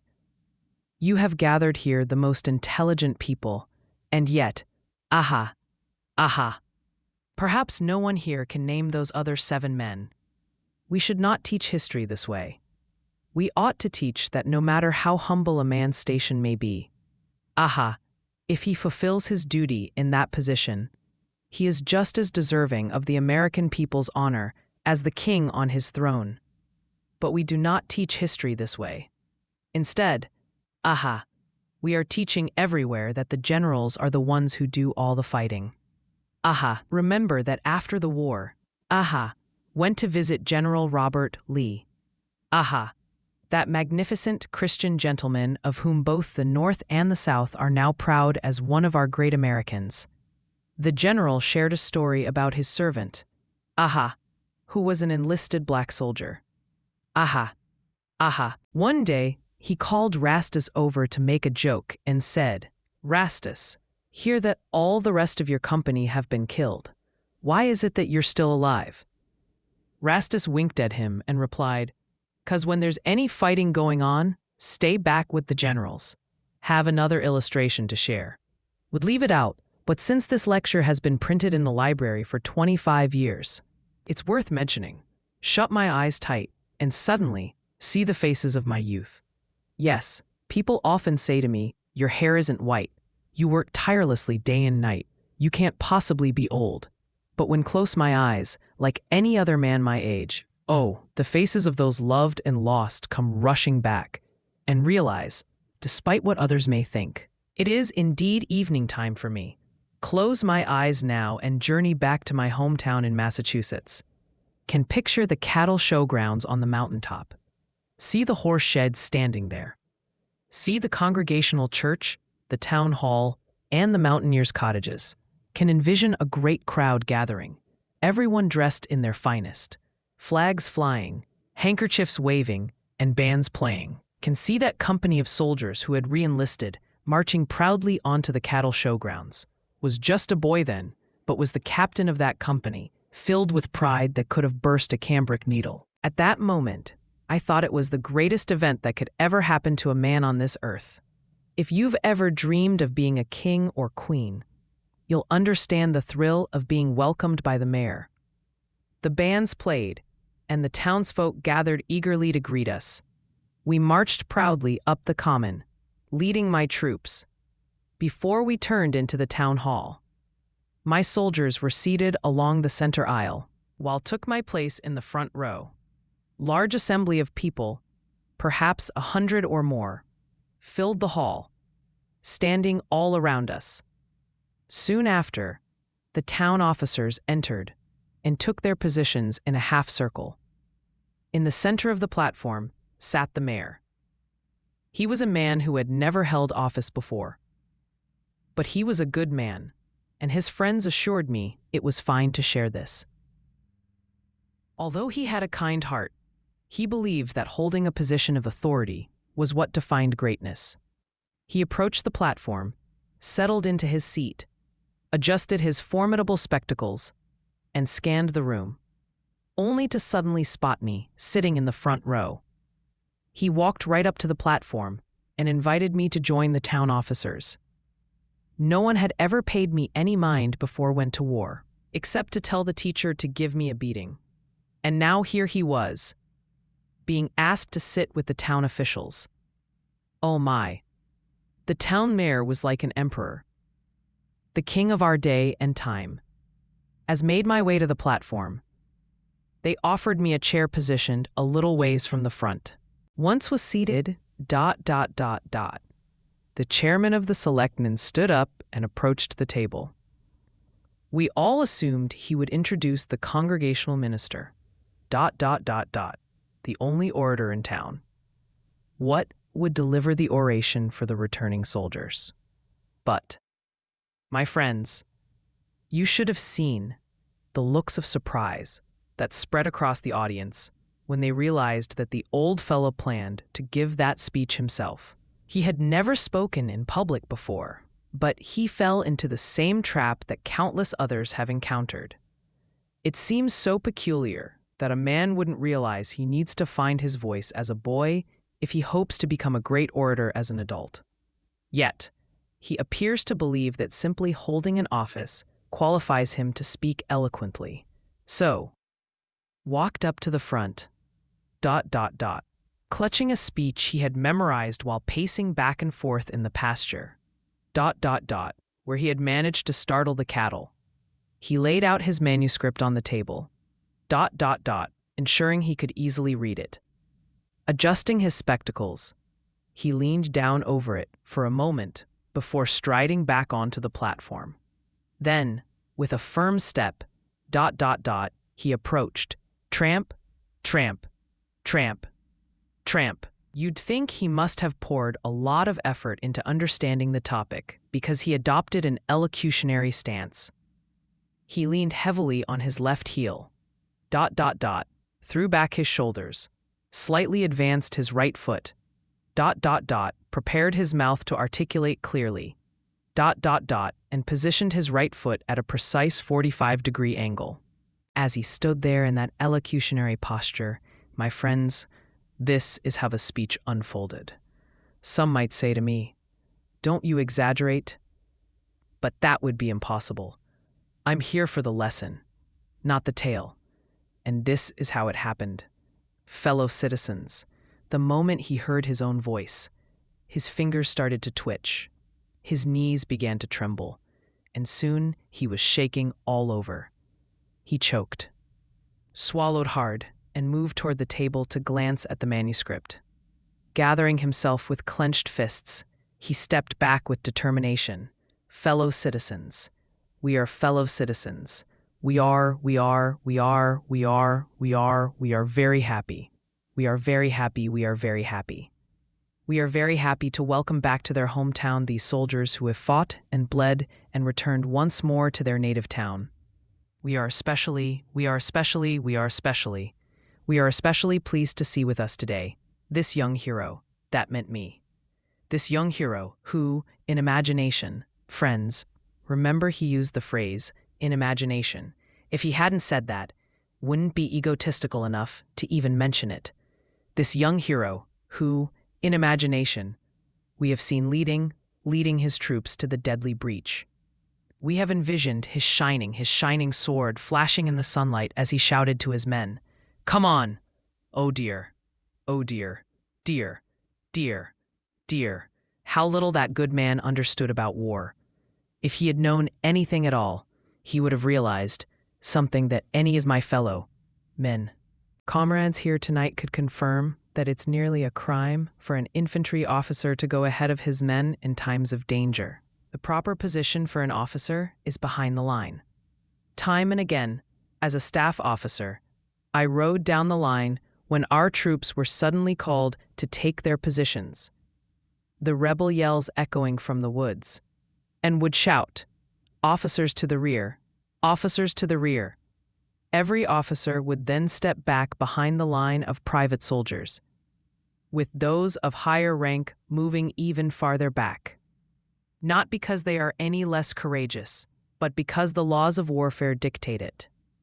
And yet he shouted, quote, "With my shining sword, in that very house sat a company of my soldiers, the same ones who had carried that boy across the Carolina rivers so he wouldn't wet his feet.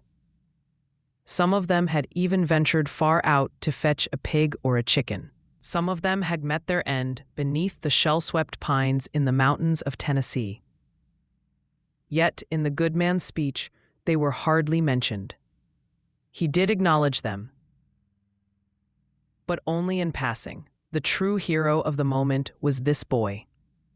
Did the nation owe him anything? No. Nothing then and nothing now. Why was he considered the hero?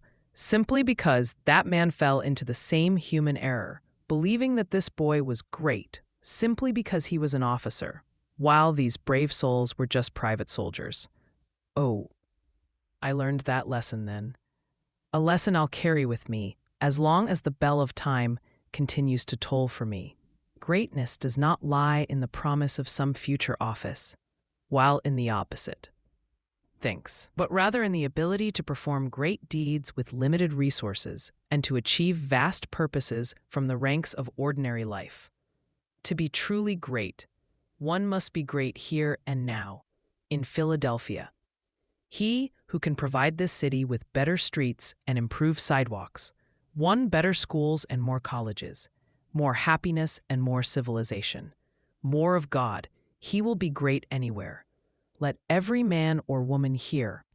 If you never hear me again, remember this. If you wish to be truly great, you must begin where you are and with what you are, right here in Philadelphia, right now. The person who can bring any blessing to this city, who can be a good citizen while living here, who can create better homes, whether they work in a shop, stand behind a counter, in no case taking care of any family or just working a job, or manage a household, no matter what their life entails. That person who seeks greatness anywhere must first achieve greatness in their own Philadelphia. Now, I will write about a remarkable man, an intriguing man, a man of power and initiative, and persistence, and a man who dreams big and makes those dreams a reality, and a man who not only accomplishes tasks himself, but, even more importantly, serves as a constant source of inspiration for others. Will write about Russell Conwell, as a farm boy, an intriguing man. He was the leader of the boys in the rocky region that was his home. As a school teacher, he won the affection and loyalty of his students. As a newspaper correspondent, he gained recognition. And as a soldier in the Civil War, he rose to a prominent rank. As a lawyer, he built a substantial legal practice. As an author, he penned books that achieved remarkable sales figures. He ultimately left the law to pursue the ministry. As a newspaper correspondent, he gained recognition. As a newspaper correspondent, he penned books that achieved remarkable sales figures. As an author, he built a substantial legal practice. As an author, he penned books that achieved remarkable sales figures. As an author, and enough other debts. As an author, and enough other fines and prizes. As an author, is a title, and a sense, an opportunity, as an author, and a proper place in the world, an author, and a proper place, as an author, and culture, as an author, and concept, through which countless men and women have transformed failure into success. He oversees 2 hospitals, one of which he established himself, offering care to a diverse array of patients, regardless of their background or beliefs. Additionally, he is the founder and head of a university that has already seen tens of thousands of students pass through its halls. His home is in Philadelphia, but yet he is recognized in every corner of every state in the Union, where he has gathered a multitude of friends. Throughout his life, he has continually helped and inspired others. By mere chance, just yesterday, literally yesterday, and entirely by coincidence, picked up a small book by William Dean Howells, as flipped through the pages of a chapter on Lexington, and that historic town from the Revolutionary War. Notice something interesting. Howells, who had written this in 1882, detailed the town itself, the long-ago battles fought there, and its modern-day appearance. He also touched upon the church life in Lexington, noting the remarkable growth among the Baptists. As he described it, and they had recently been revitalized from nearly vanishing fragments and had become robust and thriving, thanks to the efforts of a lay preacher who had previously served as a colonel in the Union Army. Just a few days before stumbled upon this description, Dr. Conwell, the former colonel and lay preacher, had shared his experiences in that quaint little revolutionary town. Howells noted that according to what he heard, and the colonel's success was largely due to his ability to make the church appealing to young people. Interestingly, Howells didn't elaborate further. It seems he didn't attend any of Conwell's sermons. One can't help but wonder if he ever connected that lay preacher of Lexington with the well-known Russell Conwell of recent times. Attractive to young people, it's a sentiment we can recognize today, just as it was acknowledged in Lexington. And it's worth noting that he also draws in older congregants. This is truly where his strength lies. He makes his church captivating, his sermons engaging, his lectures compelling. He himself is a fascinating individual. Through this innate ability to be interesting, he captures attention. Once he has that attention, he inspires. Biography is more than just dates. It's about the impact one leaves behind. Dates, after all, are merely milestones along the journey of life. The most significant aspect of Conwell's life is that he lived to be 82, dedicating 16 hours each day to the betterment of his fellow men. He was born on February 15th, 1843, to impoverished parents in a low-roofed cottage nestled in the eastern Berkshires of Massachusetts. Was born in this room, he told me candidly, as we sat together recently in front of the old fireplace in the main room of that very cottage. He had repurchased his father's rocky farm and lovingly restored their humble home. Was born in this room. It served as both bedroom and kitchen. It was poverty. His voice, tinged with a certain gravity, faded into silence. Then he shared a few stories about the struggles of those long-gone years. As the evening shadows began to descend, we stepped out onto the porch and gazed over the valley, stream, and hills of his childhood. He recounted tales of his grandmother and a young man from Maryland who had visited the area. It was a story filled with the impulsive love of those two, a hasty marriage, parental interference, fierce competition from another suitor, an attack on the Marylander's life, and a whirlwind of passionate mistakes that led to unforgivable words, separation, and lifelong regret. "Why does grandmother cry so often?" he remembered asking as a little boy. He was told it was for the husband of her youth. We returned to the cozy little house, and he showed me the room where he first laid eyes on John Brown.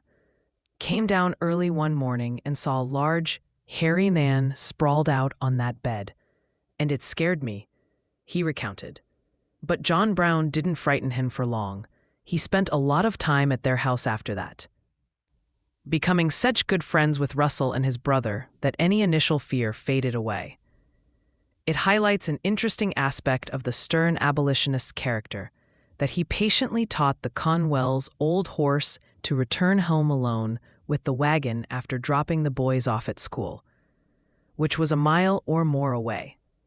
At the end of the school day, the horse would trot back without a driver, simply by being pointed in the right direction and told to go. Conwell recalls how John Brown would patiently walk alongside the horse, guiding its movements and turns until it could navigate entirely on its own. The Conwell house served as a station on the Underground Railroad, and young Russell Conwell remembers witnessing the escaping slaves that his father had transported across the countryside and temporarily hidden away. Those were heroic days, he reflects quietly, and occasionally, my father would let me accompany him. They were unforgettable night drives, those moments when the enslaved individuals would cower in fear. The darkness of the road enveloping them, and an atmosphere filled with caution, silence, and dread. Conwell recalls this underground route stretching from Philadelphia to New Haven, and then onward to Springfield, where his father would safely deliver those in his care before continuing to Bellows Falls and ultimately Canada. He also remembers the day he met Frederick Douglass, the renowned orator, in a small cottage nestled in the hills. Douglass once shared, "Never saw my father. His father was a white man, and remember little of my mother, except that once she tried to prevent an overseer from whipping me. The lash struck across her face, and her blood fell over me." Conwell continues, "When John Brown was captured, my father attempted to sell this place in hopes of raising some money to aid in his defense. Unfortunately, he was unable to sell it, and on the day of the execution, we knelt solemnly here from 11 to 12, just praying in silence for the passing soul of John Brown. And as we prayed, we were aware that others were doing the same, for the church bell tolled throughout that hour, its somber peal echoing mournfully across these hills. Conwell believes that his true life began with an event during the Civil War, an event that remains vivid and intense in his memory, undoubtedly shaping and fortifying his strong character. Yet, the essence of Conwell has always remained constant. Local lore recounts his bravery as a boy and a young man, his daring coasting, his swimming prowess, his acts of heroism in saving lives. Stories of his strength and endurance linger, like the time he plunged into the darkness of a wild winter night to rescue a neighbor's cattle. His fellow soldiers returned with tales of his unwavering commitment to them.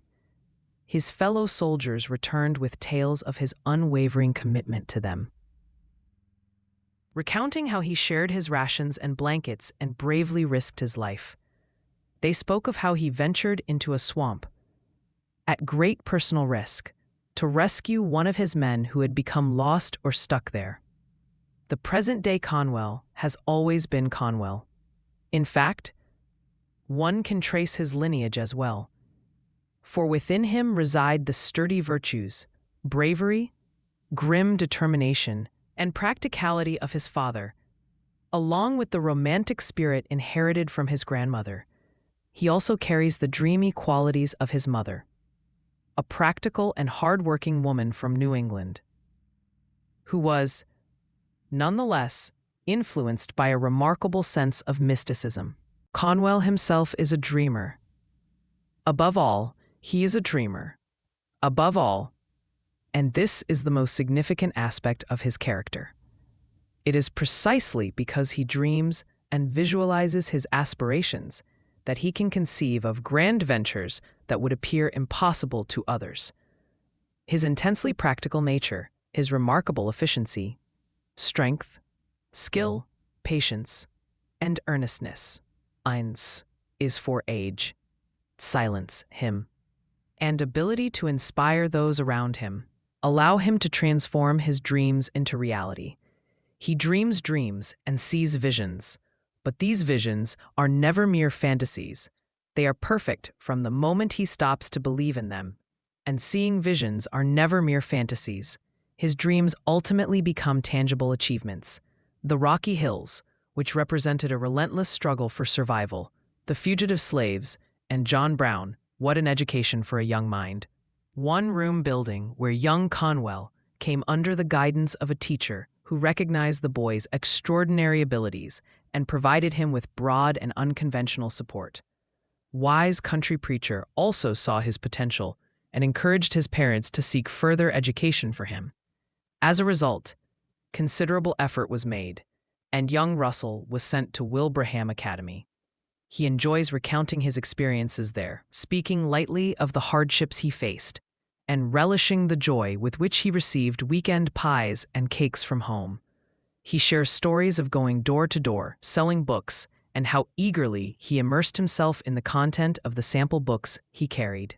"They were the foundation of learning for me," he reflects earnestly, "and they gave me a broad idea of the world." He began his studies at Yale in 1860, but the outbreak of the war disrupted his college experience, leading him to enlist in 1861. At just 18, his father opposed the idea, prompting him to return to Yale. However, the following year, he enlisted again. Ole and the men from his Berkshire neighborhood, also enlisting, insisted on making him their captain. Governor Andrews, upon being appealed to, agreed to commission the 19-year-old who clearly displayed natural leadership qualities. The men, despite their limited resources, generously contributed to present him with a magnificent sword adorned with gilt, upon which was inscribed in elegant Latin, "True friendship is eternal." This sword is linked to one of the most vibrant and significant experiences of Russell Conwell's life. It now hangs over his bed in his Philadelphia home. As a man of peace and a minister of peace, this symbol of war has held profound significance for him for over half a century. He recounted the story as we stood together before that sword, his voice quiet yet filled with deep emotion, reliving each moment as if it had happened just yesterday. "That sword has meant so much to me," he murmured, before beginning his tale. "Up in the Berkshires, there was a boy named John Ring, the son of a neighbor. Call him a boy, for we all called him that. And we saw him as such. He was small and still growing. In fact, he was too underdeveloped to enlist. Yet for some reason, he was devoted to me. He not only wanted to enlist, but he also aspired to join the artillery company was captaining. The only way to take him along was to have him serve as my assistant. Didn't want a servant, but it was the only way could be with poor little Johnny Ring. Johnny was deeply religious and made it a ritual to read the Bible every evening before turning in. Back then, I considered myself an atheist, or at least thought I did. Would often laugh at John Ring for his unwavering faith. Eventually, he started reading the Bible outside the tent, no doubt because of my teasing. Yet, he never stopped, and his loyalty to me remained unchanged. The scabbard of the sword was too ornate for regulations, Conwell remarked, a ghost of a smile playing on his lips. I had to forego wearing it and could only use a plain one for duty, while keeping the beautiful one hanging from the tent pole. John took great care of it, polishing it until it gleamed. It's lost its shine these many years, he added. His tone turning somber. To John, that sword symbolized not only his captain, but also the glory and splendor of war itself. Then came the day when the Confederates unexpectedly launched an assault on our position near New Bern, sweeping through our camp and forcing our entire force to retreat. It was a chaotic flight across the river, with us setting fire to a long wooden bridge as we hurriedly crossed. The flames roared higher, creating a wall of fire that separated the two forces. Amidst the chaos, John Ring, undeterred and resolute, had dashed back to my tent. His appearance, youthful and unassuming, seemed to be his ally as he slipped past the Confederate lines unnoticed. With haste, he reached for my brilliant sword, its gold scabbard shimmering even in the gloom of battle. Clutching it tightly, he maneuvered through the chaos and made it to the bridge just as the fire began to engulf it. As he stepped onto the bridge, the flames surged with increasing ferocity, and the smoke thickened around him. He crawled and stumbled forward, occasionally leaning precariously over the edge to gasp for fresh air. His desperate journey didn't go unnoticed. Hassim, both the Union and Confederate soldiers gazed on, transfixed by his perilous struggle. All around him, the gunfire cracked and boomed, a relentless storm of chaos that contrasted starkly with the bravery of one determined boy. And then, a Confederate officer, one of General Pickett's men, rushed to the water's edge, waving a white handkerchief. The firing suddenly stopped.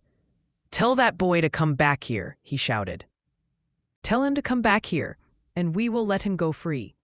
He yelled this just as Ring was on the brink of entering the most dangerous section of the bridge, the covered part engulfed in flames on all sides, with burning wood above and below him.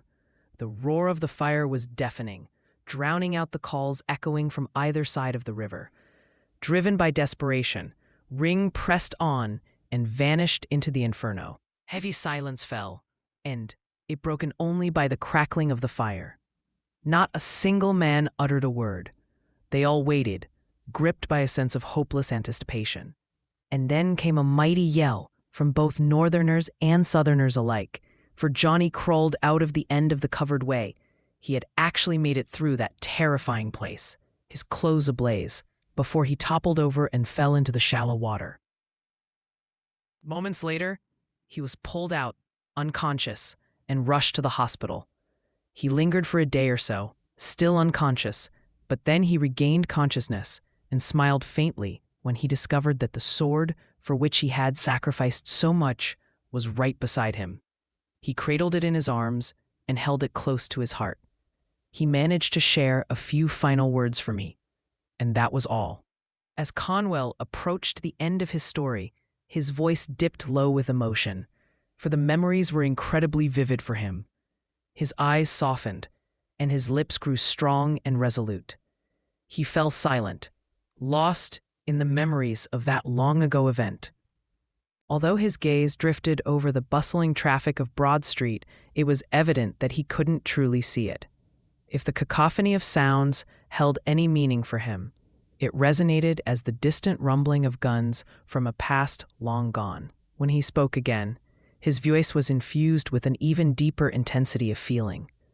Standing beside John Ring's lifeless body, realizing that he had given his life for love of me, made a vow that would shape my existence. From that moment on, promised to live not only for myself, but also for John Ring. Since then, have dedicated 16 hours each day, 8 hours to furthering John Ring's cause, and 8 hours to my own work. Curious tone emerged in his voice, as if he were a runner who had raced hard and was now approaching the finish line. Having fought valiantly and come close to the end, every morning when rise, look at this sword, or if I'm away from home, think of the sword, and vow anew that another day shall see 16 hours of work from me. As one gets to know Russell Conwell, it becomes clear that there was never a man who worked more diligently and consistently. It was through John Ring and his sacrifice and devotion to me that became a Christian, he continued.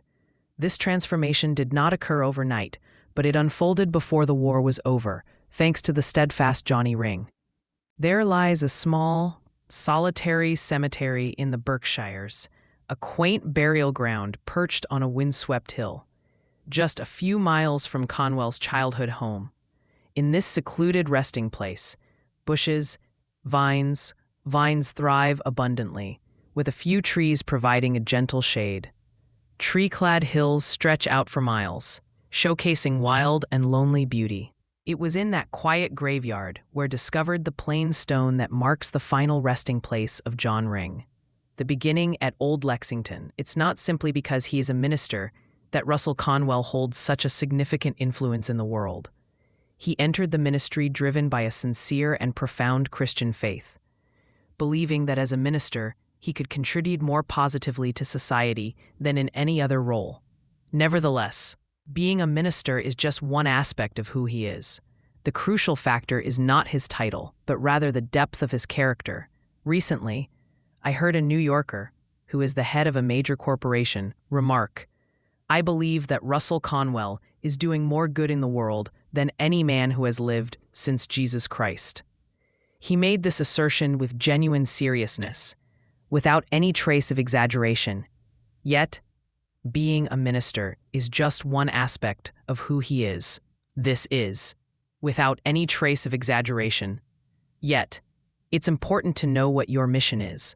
Russell Conwell is a believer in God, a believer in prayer, and that he is a man in a good place, an influencer for the world. Nevertheless, it was in that quiet graveyard where discovered the plain stone that marks the final resting place of John Ring. In this secluded resting place, bushes, vines, and grass flourish abundantly, with a few trees providing a gentle shade. Tree-clad hills stretch out for miles, showcasing wild and lonely beauty. This is, without any trace of exaggeration. Yet, it's important to know what your mission is. Russell Conwell is a believer in God, believing that as a minister, he could contribute more positively to society than in any other role. But we have been well known for years. We need sharing with him and faith and trust to build our trust up. Conwell's journey to his life's work was not straightforward. For much of his early life, being a minister, he might have appeared to be on the brink of failure. It wasn't until he approached 40 that he found his footing. Although he experienced success, these achievements were often fleeting, and he struggled to settle into a clear and consistent path. His life was marked by a restless journey. He ventured westward in search of a home, only to return to the east, still in pursuit of purpose. After the war concluded, he took on various roles: a lawyer, a lecturer, an editor. He traveled the globe as a correspondent and authored books. Though he continued to earn money, he also faced significant losses through fires, investments gone awry, and by helping friends in need. It's likely that the restlessness of those post-war years stemmed from the disorienting effects of the war itself, which disrupted his life both during his time at Yale and beyond. Regardless of the cause, that is all the answers we have to provide. Those tumultuous years were crucial for him, as they laid the groundwork for the Conwell he would become. During his travels abroad, he met many influential figures. While at home, he cultivated a network of friends and dedicated admirers. It's important to note that as a lawyer, he refused to take on any case, civil or criminal, that he believed to be unjust. His principle was clear. He could not and would not fight for what he deemed the wrong side. Conwell, he continued, "You know that old deacon wouldn't lie for anyone, even for a friend." Despite the initial feeling of betrayal, Mr. Conwell couldn't help but chuckle at the irony of the situation. Here he was, straining up with the man he thought was the victim of injustice, only to find out that the accused was not as innocent as he seemed. It served as a humorous reminder that the truth can sometimes be more elusive than it appears. "Conwell," the young man began, "I want to thank you for getting me off. I hope you'll forgive me for deceiving you. I promise won't be any worse off for not going to jail." Conwell couldn't help but feel a sense of pride when he thought about how the young man upheld the dignity that came with his exoneration. Though Conwell never vocalized it, there was an undeniable sense that his influence had inspired the young man toward honesty. He had always been a source of inspiration for others. Conwell even set aside specific hours to consult with those who were too poor to afford legal fees. At one point, while he was still actively practicing law, he served as guardian for more than 60 children. He truly was a remarkable man, and stories like these always seem to come to light. It's intriguing how much romance exists in his life. That's one of the many fascinating aspects about him. Worshipped until the very end by those around him, John Ring was a remarkable figure. Left for dead all night on Kennesaw Mountain, he maintained his composure, even serenading the passengers of a supposedly sinking ship with the hymn, "Nearer, my God to thee," to keep them calm. From a young age, he exhibited a selfless nature, saving lives whenever he could. Throughout his extensive career of lecturing, he never once disappointed an audience, an achievement he takes great pride in. In fact, he is so dedicated that he has entirely forgotten one instance in which he failed to appear. One evening, on his way to deliver a lecture, he heroically stopped a runaway horse to save two women's lives, ultimately ending up in a hospital instead of on the stage. It's typical of him to overlook such acts of bravery. Conwell's emotional temperament has always made him responsive to grand causes, stirring moments, and patriotic sentiments. His encounter with John Brown left a lasting impact, and his brief memories of Abraham Lincoln, though he met him just 3 times, are etched in his mind with great intensity. The first time he laid eyes on Lincoln was on the night when the future president delivered the speech that would later become legendary at Cooper Union in New York. At that time, Lincoln was hardly known, and it was pure coincidence that young Conwell found himself in New York that day. However, upon hearing that Lincoln from the West was slated to speak, he decided to attend. He recalls how awkwardly Lincoln was attired, with one trouser leg noticeably higher than the other, and how clumsy he appeared, initially struggling to speak and seeming quite nervous. The chairman of the meeting even fetched Lincoln a glass of water, and Conwell thought it was out of a personal desire to assist him, wanting to prevent him from faltering. But he loves to recount how Lincoln transformed as he began to speak, how he seemed to shake off the brief moment of awkwardness, gathering himself and setting aside the written speech he had prepared. Instead, Lincoln spoke freely and powerfully, with a conviction that only a natural orator possesses. For Conwell, it was an unforgettable experience. The second time he encountered Lincoln was in Washington, where he went to plead for the life of one of his men, condemned to death for sleeping on duty. At that time, it was still just a captain, a young man awed by the opportunity to stand before the figure he admired. Even now, his voice quivers slightly as he recalls how pleasantly Lincoln looked up from his desk, how cheerfully he inquired about his visit, and how attentively Lincoln listened to his story. Even though it seemed he was already aware of the main points. "It will be all right," Lincoln assured him when Conwell finished speaking. But Conwell was still frightened. He worried that amidst all the public affairs, the plight of a mountain boy, a private soldier, could be forgotten until it was too late. "It's almost the time set," he hesitated. Conwell's voice almost cracked, betraying his emotions, as he recounted how Lincoln was stern gravity. "Go and telegraph that soldier's mother that Abraham Lincoln never signed a warrant to shoot a boy under 20, and never will." That moment was the only time he spoke with Lincoln, and the memory remains etched in his mind. The third time he encountered Lincoln was as the officer of the day, standing for hours beside the president's lifeless body as it lay in state in Washington. During those solemn hours, as he stood rigidly while the crowd shuffled through in sorrow, Colonel Conwell was profoundly struck by the significance and value of the man who lay there dead. That impression has never left him. John Brown, Abraham Lincoln, and the historic town of Lexington, how interconnected Conwell's life is with these remarkable figures and landmarks. It was at Lexington that he made the pivotal decision that would shape the course of his life. Believe, even if unconsciously, that it was the very essence of Lexington that influenced Conwell to choose his path and take action. Had he found himself in a different location, perhaps a more ordinary or commonplace place, I might not have taken that significant step. But Lexington was different. It was brave old Lexington, a source of inspiration. He drew motivation from it.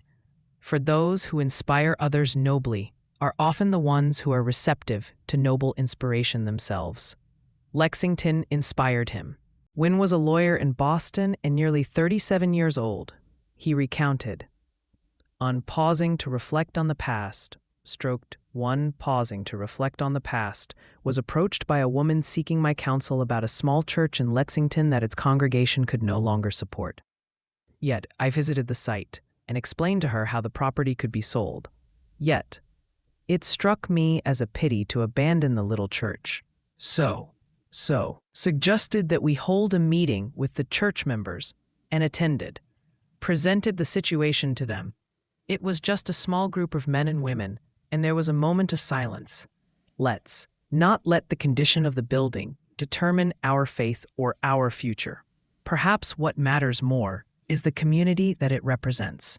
We can fix the structure. So, we can rebuild it.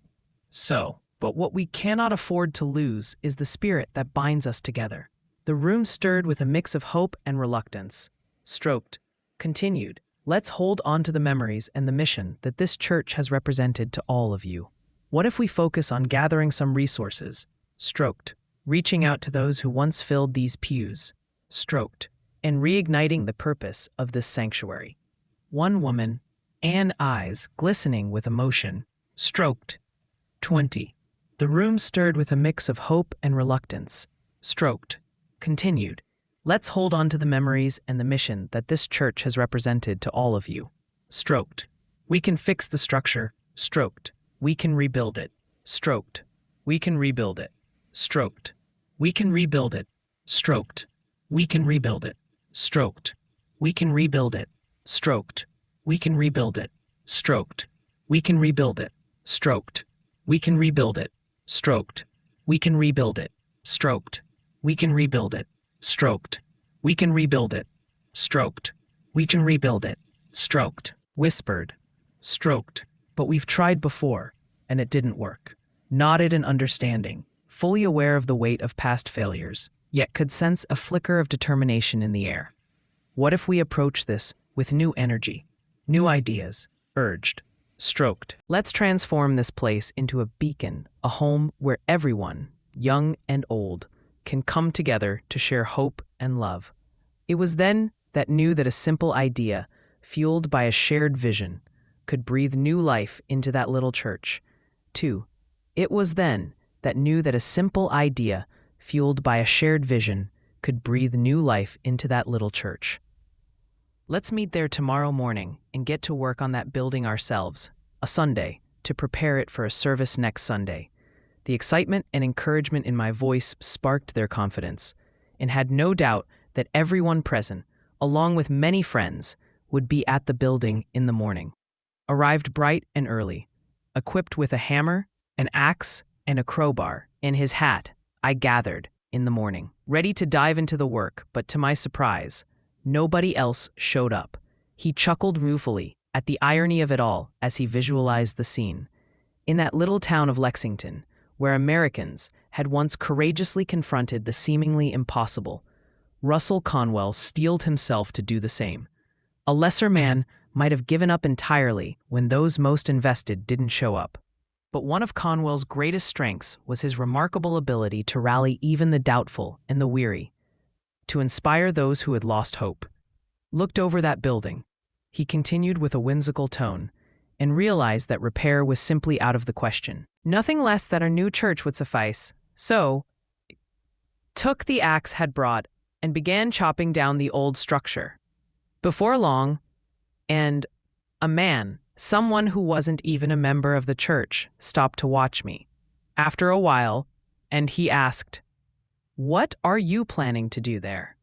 Without hesitation, tear down this old building and build a new church right here. He gave me a puzzled look and said, "But the people won't support that." Smiled cheerfully as continued my work and assured him, "Yes, they will." He stood there for a few more minutes, then said, "Well, you can count on me for $100 toward the new building. Come by my livery stable and pick it up this evening." "All right, I'll definitely be there," promised. In a little while, another man came by, paused to take a look, and he scoffed at the idea of a new church. When mentioned the contribution of $100 from the livery stable owner, he retorted, "But you haven't got the money yet." "No," replied, "but I'm going to get it tonight." "You'll never get it," he said. He's not that kind of man. He's not even a churchgoer, but simply carried on with my work, not engaging with his skepticism. After a while, he decided to leave, but not before calling back. "Well, if he does, give you that $100, then come to me, and I will give you another 100. Conwell smiles with fondness as he recalls this moment, seemingly unaware that he is sharing a significant personal victory, and continues on with his story. Both of those men paid the money, and of course, the church members themselves, who at first had struggled to believe was serious, joined in, offering their support with both work and funds. It was especially important to keep the congregation together while the new church was being built. And since they didn't have a minister of their own at that time, would travel from Boston to preach for them in a rented room. It was there in Lexington, back in 1879, that made the decision to become a minister. He had a thriving law practice, but resolved to leave it behind. For many years, had felt a persistent calling to the ministry. And this was finally the moment had been waiting for to take that leap. Week by week, preached there. How odd it is to reflect on William Dean Howells and the Colonel Preacher. And eventually, the church was completed. And in that very church, in Lexington, was ordained as a minister. What a remarkable turn of events. Even without considering the incredible heights Conwell would later achieve, truly a tale of romance. That little church symbolized American courage, initiative, self-sacrifice, and romanticism in a way that perfectly suited good old Lexington. To abandon a prosperous and bustling law practice in favor of the ministry, earning a mere $600 a year, seemed to Conwell's wife's relatives to be the epitome of foolishness, and they made no secret of their opinions. It was only natural. They simply couldn't see Conwell's vision. Yet he was fair enough to recognize and acknowledge the validity of their concerns. So, addressing the congregation, then he said that while he was ready to accept the $600 a year, he expected them to double his salary once he doubled the church membership. To them, this sounded quite like a joke, yet they responded earnestly, assuring him they would double his salary as soon as he achieved that growth. Less than a year later, true to their word, his salary was indeed doubled. Asked him if he found it difficult to leave behind a lucrative law practice for a modest ministry.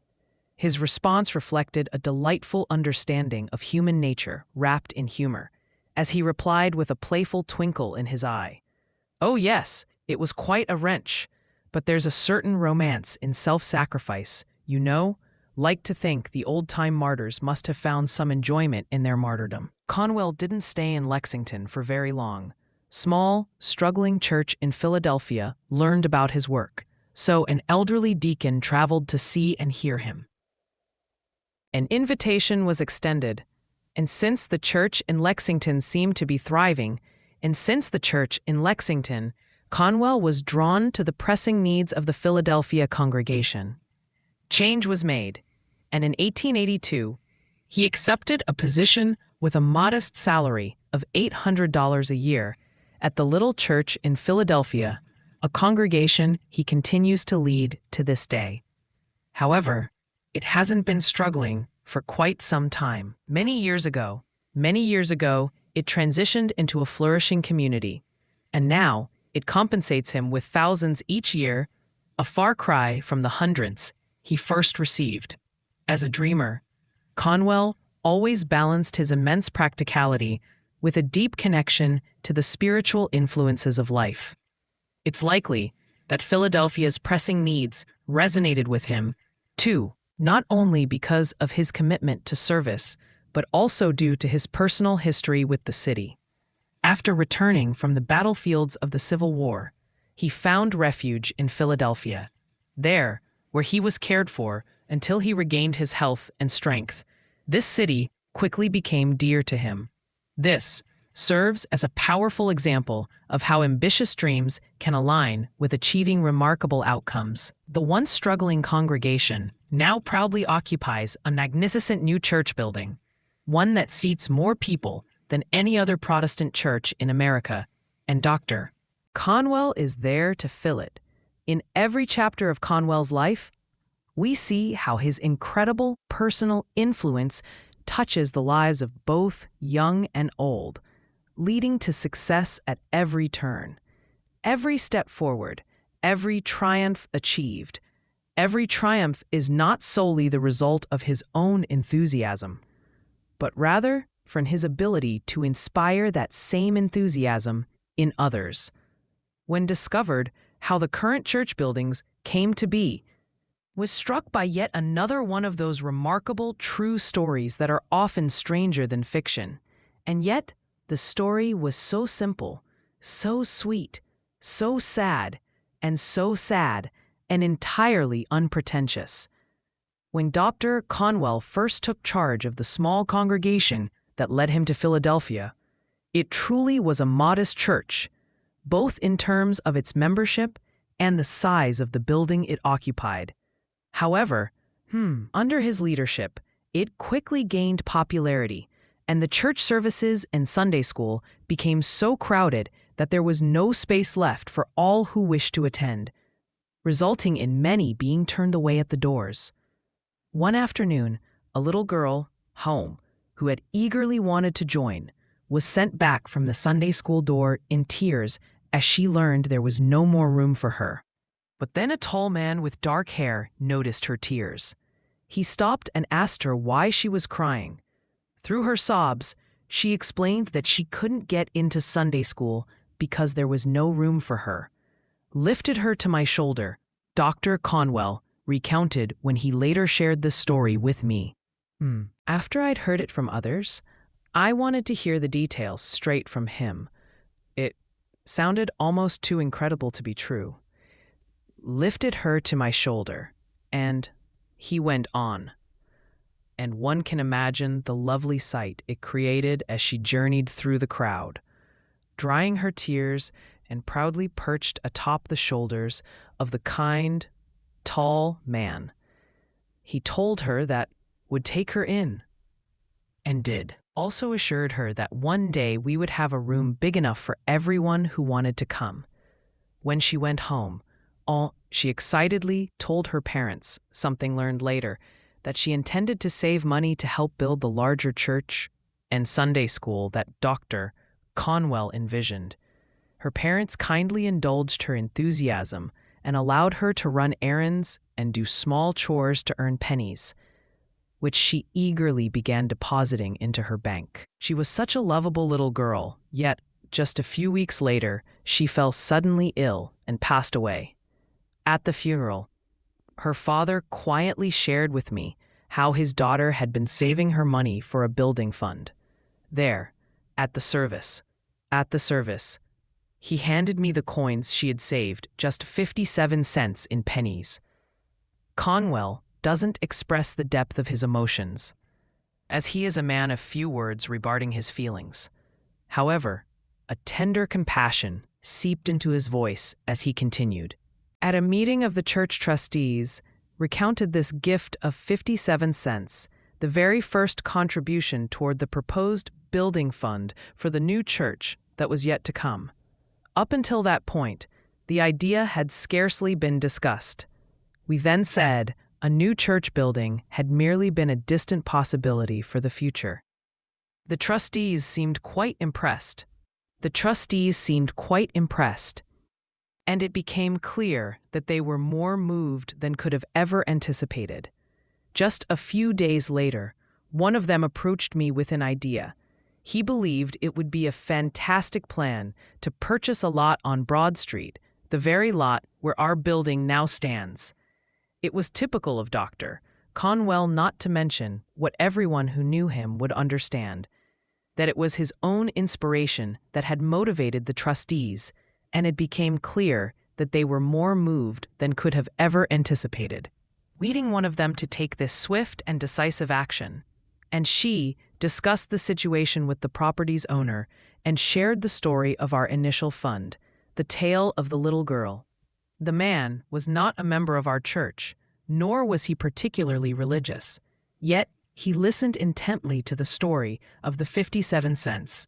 He simply stated that he was ready to sell us that piece of land for $10,000.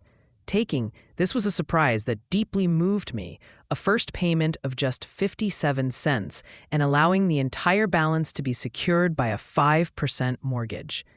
It seemed to me the right thing to accept this unexpectedly generous offer, so discuss the entire situation with the trustees and some other members. Soon enough, everyone was buzzing about the possibility of a new church. However, the plan didn't unfold as we initially imagined, for while that was a wonderful approach, it was destined to lead to something even better. Not long after my conversation with the landowner and his surprisingly kind-hearted proposal, an exchange was arranged for me one evening with a church in Mount Holly, and my wife accompanied me. We returned late that night, and it was cold, wet, and dreary. But as we approached our home, we noticed it was glowing with lights from top to bottom, clearly filled with people. I remarked to my wife that they appeared to be having a better time than we had, and we decided to go inside, eager to discover what was happening. It turned out our absence had been carefully orchestrated. The church members had gathered at our home to surprise us upon our return. To my utter astonishment, the spokesperson revealed that they had raised the full $10,000 and that the land desired for the church was completely debt-free. Remarkably, all of this had come together so swiftly. All thanks to that dear little girl's 57 cents. Doesn't it feel like a fairy tale? Yet this man dedicated his life to turning fairy tales into reality. He inspired the child. He inspired the trustees. He inspired the landowner. He inspired the landowner. And above all, he inspired the people. And the construction of the magnificent Temple Baptist Church was a monumental endeavor for the congregation. Despite its rapid growth since Dr. Conwell took the helm, the project was well beyond what they could realistically hope to finance and maintain. Unless one were to view it through the eyes of an enthusiastic dreamer, the task was daunting. Ground was first broken in 1889, and the church opened its doors for worship in 1891. Following that, there were many years dedicated to fundraising to clear the remaining debts. However, the church was eventually fully paid off, thanks to a significant single donation of $10,000. It's important to note that the church is not located in a wealthy neighborhood, nor is its congregation made up of the affluent and elite. Constructed from stone, the church features a stunning interior designed as a grand amphitheater. Great care was taken to ensure ample fresh air and natural light, steering clear of the dim, shadowy atmosphere often associated with medieval ecclesiastical architecture. Behind the pulpit, there's a grand organ that fills the space with rich and resonant sound. The building is uniquely designed for both listening and viewing, and while it may not be classically beautiful in its own right, its true beauty emerges when it is alive with surrounding rows of men and women. Dr. Conwell, a man of deep feeling who understands the significance of symbols, commissioned a heart of olive wood to be built into the front of the pulpit. This wood comes from an olive tree in the Garden of Gethsemane, adding a poignant connection to its history. The amber-colored tiles adorning the inner walls of the church carry the names of thousands of his congregation. Each person, young or old, anyone in trouble, who contributed to the construction, even with just a single dollar, has their name inscribed there. Dr. Conwell wanted to emphasize that this is not just the house of the Lord, but also, in a deeply personal way, the house of those who helped build it. The church boasts a potential seating capacity of 4,200, although only 3,135 chairs have been arranged within. This choice reflects an intentional desire to create an open and inviting space rather than one that feels overcrowded. There is also a large room dedicated to the Sunday school, along with spacious areas for the Young Men's Association, the Young Women's Association, and facilities for a kitchen, executive offices, and meeting spaces for church leaders, boards, and committees. It is a roomy, functional, and fully equipped church home, where everyone feels welcome. You see again. Dr. Conwell reflected thoughtfully. The advantage of aiming high. That building stands as a testament to $109,000 of investments above ground. It is free from debt. Had we constructed a smaller church, it would likely be burdened with a heavy mortgage by now. 4. His power as an orator and preacher. Even in his youth, Conwell gained local recognition as an orator. When the Civil War broke out, Dr. Conwell reflected thoughtfully. The advantage of aiming high. That building stands as a testament to $109,000. It is free from debt. Had we constructed a smaller church, it would likely be burdened with a heavy mortgage by now. There is also a large room dedicated to the Sunday school, along with spacious areas for the Young Men's Association, the Young Women's Association, and facilities for a kitchen. He is operating as an orator for our faith civilization. As a preacher, he employs persuasion, power, and a simple end meet. The energy of his words and demeanor is perfect. It is powerful and effective teaching from this most decorated, great country. Over spring of every burning and then. This building has precious and great features that are used in the community and for the people, which have everything, including your vision and gratitude. From homely eloquence to draw people to the Christian faith. He is a natural orator who has honed this innate talent through diligent study, thoughtful reflection, and extensive practice. He is one of those exceptional individuals who can captivate and maintain an audience's attention. When he speaks, people listen. It's a matter of quality, temperament, and control. Though the exact term may differ, the impact is undeniably significant. About 25 years ago, Conwell published a small book aimed at students on the study and practice of oratory. One of his key assertions is that clear-cut articulation is the charm of eloquence, which perfectly encapsulates his lifelong dedication to this principle. Every word he utters resonates throughout a large space, and he does this effortlessly. He steers clear of elocution. His voice remains soft and steady, never faltering, even now at over 70 years old, because he explains that he always speaks in his natural voice. There is never a hint of strain in his delivery. Speaker must possess a generous regard for the welfare of his audience, he writes. Once again illuminating the essence of Conwellism. Enthusiasm invites enthusiasm, he emphasizes, making it clear that he deliberately strives to instill excitement in his listeners with every sermon and lecture he presents. It's easy to elicit a laugh, but it's a dangerous endeavor, for being able to guide the audience back to the grounded reality of serious thought is the greatest test of an orator's control. I've witnessed him, at the conclusion of a sermon, provoke a wave of laughter that sweeps through the congregation, only to momentarily shift every individual into a state of attentive sobriety, hanging on his every word. He never shies away from humor. It is always simple, obvious, and strikingly effective. With him, even the simplest pun can be used not only without diminishing the strength of his message, but actually enhancing its impact in a remarkable way. When he shares something humorous, it comes across in such a delightful and intimate manner, infused with a warm and contagious sense of humor, that his audience is completely enraptured. They never feel as if he's merely delivering a joke of his own. Rather, through his exceptional skill, it feels as though he is inviting them to share in some humor that they are meant to enjoy alongside him. Be absolutely truthful and scrupulously clear, he advises. And with wonderfully concise common sense, he adds, use illustrations that illustrate. And no orator has ever embodied this principle quite like Conwell himself. Nothing is more surprising and more engaging than the way he uses impressions and incidents from his long and varied life as illustrations. Whatever he shares has a direct and immediate impact on the flow of his discourse. He might reference something he heard a child say on a train just yesterday.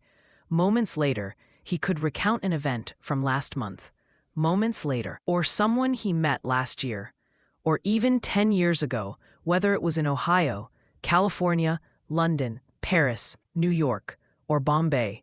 Each memory, each illustration serves as a hammer, driving home a particular truth. The countless places he has traveled and the myriad of people he has encountered, along with the infinite variety of things his keen eyes have observed, provide him with an endless supply of illustrations, which he skillfully employs. It is rare for him to draw upon illustrations from written sources. Everything he presents is, characteristically, his own. Henry Stanley, who knew him well and knew him well, referred to him as that double-sided Yankee, capable of seeing at a glance all there is and all there ever was. Rarely has there been a man who supplements personal reminiscence so vividly in connection with the places or people he discusses. For instance, when he recounts the story of the discovery of California gold at Sutter's Mill, he almost casually mentions, "Delivered this lecture on that very spot a few years ago. That is, in the town that arose on that very spot." Similarly, when he speaks of the invention of the sewing machine, he adds, "Suppose that if any of you were asked who invented the sewing machine, you would say, Elias Howe, but that would be a mistake." This man spent time with Elias Howe during the Civil War, and he often recounted how he struggled for 14 years to create the sewing machine, only for his wife to come up with the breakthrough in a couple of hours, feeling that something had to be done.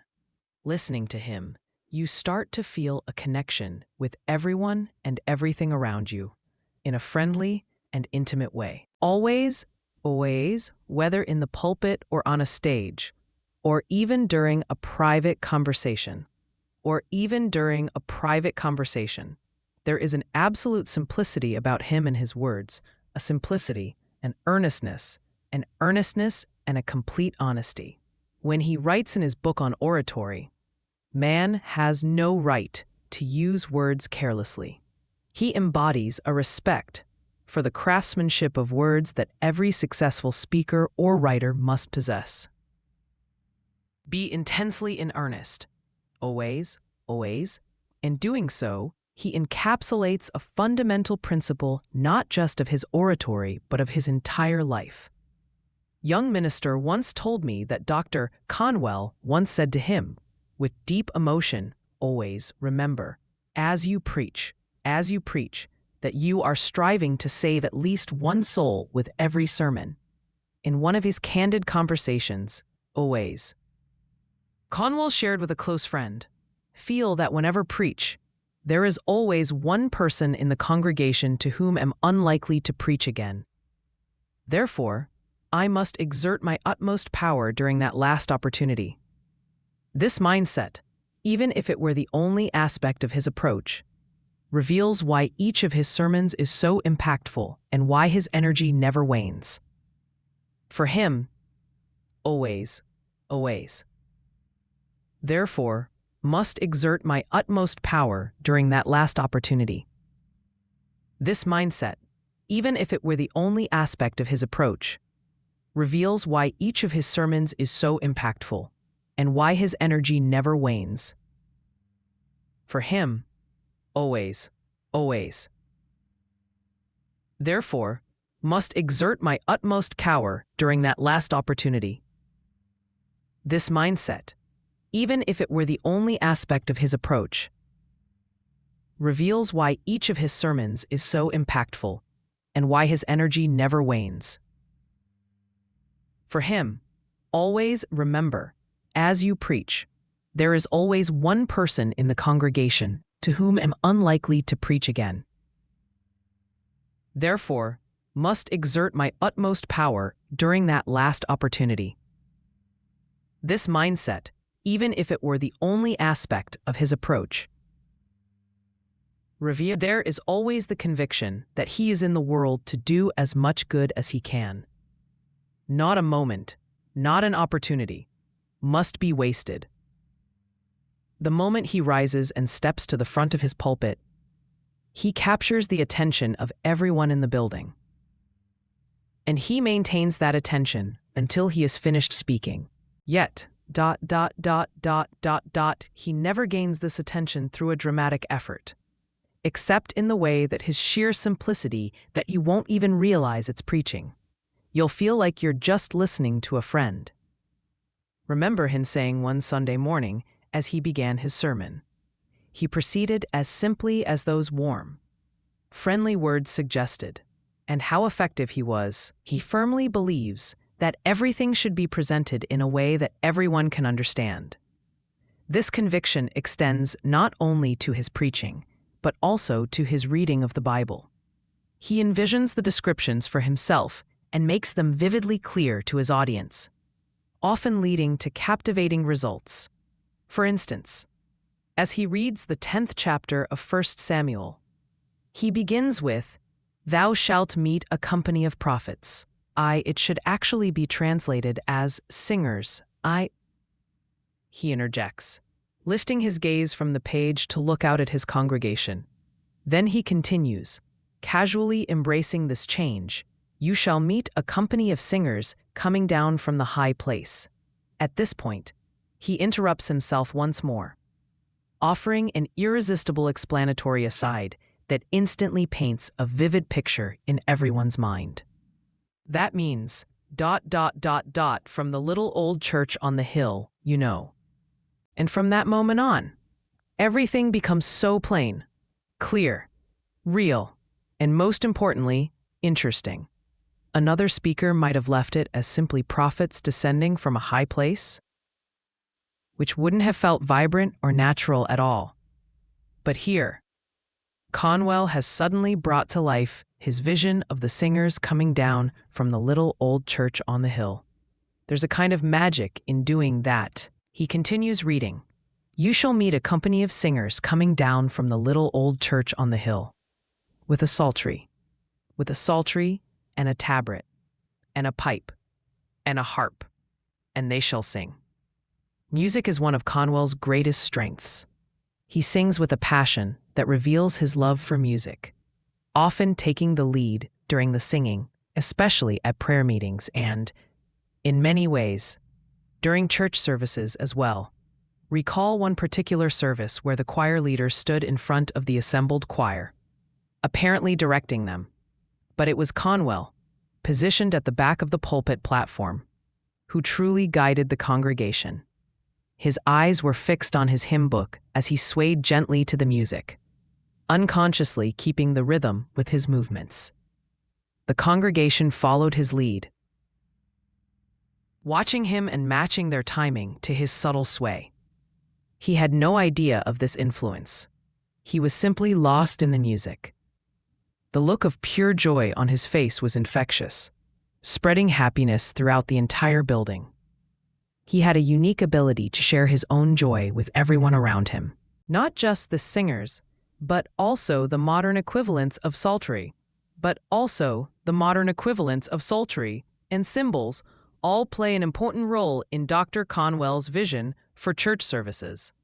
There may be a piano, but occasionally even a trombone, but accompanied by a grand organ to bolster the voices, along with chimes ringing in harmony. Dr. Conwell's musical preferences seem to lean towards the thunderous, perhaps because he understands that there are times when people find comfort in that kind of power and are deeply moved by it. And how the choir loves it. They occupy a sweeping, curved space behind the pulpit and invest their hearts into every note. As the congregation begins to disperse and the choir filters down, they are often still singing. Some continue their melodies as they make their way slowly towards the doors. They are all happy, Conwell himself is joyful, and the entire congregation shares in this happiness. He has a remarkable ability to make everyone feel welcome and uplifted when they come to church, but creating an atmosphere that is as attractive as it was described long ago by Howells in Lexington. Conwell calmly interjects with the precise address, but showcasing his meticulous attention to detail. This is part of what makes him not just a great orator, but also a deeply caring leader. He possesses a remarkable ability to connect with each individual in his congregation, making them feel seen and valued. As the service draws to a close, he may share a personal story or insight, bringing a sense of warmth and familiarity. His voice resonates with sincerity, and the way he speaks seems to envelop the room, drawing everyone in. It's not just his message that's compelling, it's how he delivers it, with genuine passion and a heartfelt connection to his audience. Even after decades in service, his enthusiasm remains undimmed, igniting a similar fervor in those who listen to him. The atmosphere is charged with a vibrant energy, and as he bids farewell, there's a palpable sense of unity amongst the congregation. Each person leaves not only with a sense of belonging, but also with the uplifting message that creates a lasting impression long after they step outside the church doors. Conwell's deep voice gently breaks the silence with, "Such a number, Dauphin Street," softly and in a low tone, yet every person in the church hears every syllable distinctly. His wealth of personal anecdotes and reminiscences is ever present in his sermons, just as it is in his lectures.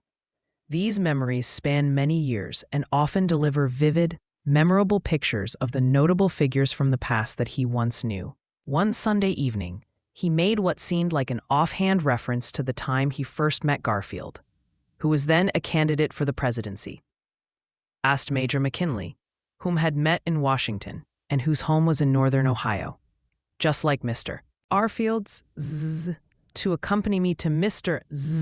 Garfield's house and introduce me. When we arrived, a neighbor had to go find him. Jim, Jim, he called out. You see, Garfield was just plain Jim to those who knew him well. It's hard to recognize a hero over your back fence. He paused for a moment, letting the appreciative ripple of laughter fade, and then continued. We three talked together. What a rare conversation that must have been. McKinley and Garfield, and Conwell. We talked together, and eventually we veered onto the topic of hymns. Both of those great men shared with me how deeply they cherished the old hymn, the old-time religion. Garfield, in particular, expressed a special fondness for it. He told us that the good old man who raised him, to whom he felt such gratitude, would sing it at the pasture bars outside his window every morning. Young Jim always knew that whenever he heard that familiar tune, it was time for him to wake up. He shared that he had experienced the finest concerts and the most exquisite operas in the world. Yet, nothing resonated with him quite like his enduring love for the old-time religion. Can't recall the specific reason why McKinley had a particular fondness for it. But like Garfield, he cherished it immensely. What followed was a remarkable demonstration of Conwell's determination not to miss any opportunity to create a lasting impression on his audience, showcasing his incredible ability to inspire and influence. New expression crossed his face, and he exclaimed as if the thought had just struck him, which it likely had, believe it's in our hymnal. In an instant, he announced the number, and as the grand organ began to play, everyone in the church, every man, woman, and child joined in the uplifting rhythm of verse after verse of the old-time religion. The melody is simple, merely a single line of nearly monotone music. It was good enough for Mother, and it's good enough for me. It was good in the fiery furnace, and it's good enough for me. The verses continued in an unending cycle, and each time the refrain grew more rhythmic and swaying. The old-time religion. The old-time religion. The old-time religion, it's good enough for me. They sang of how it was good for the Hebrew children, how it was good for Paul and Silas, how it will help you when you're dying, how it will show the way to heaven.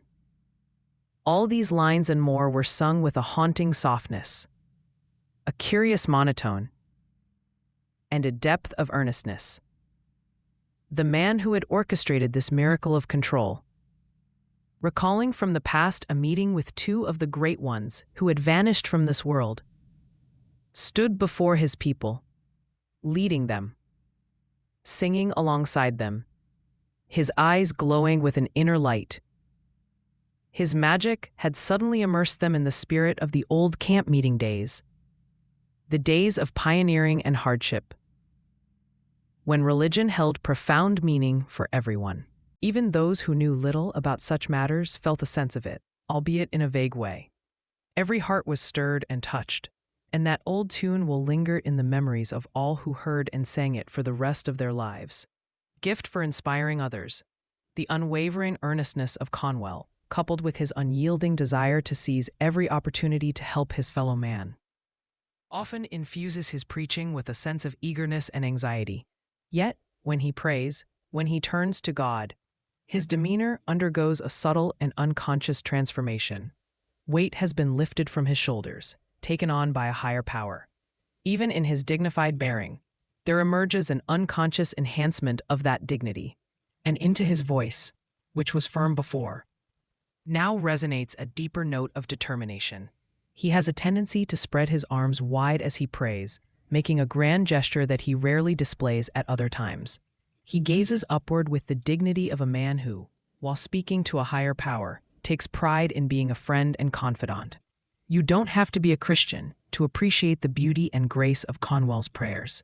He is always capable of surprising everyone, and his greatness and poise make whatever he does seem perfectly natural to those around him. His sincerity shines through so clearly, and his actions are carried out with such simplicity and ease that they feel like second nature. Recall one church service during the singing when he suddenly rose from his chair, kneeling beside it on the open pulpit, with his back to the congregation. He remained in that position for several minutes. No one found it strange, perhaps was the only one who noticed.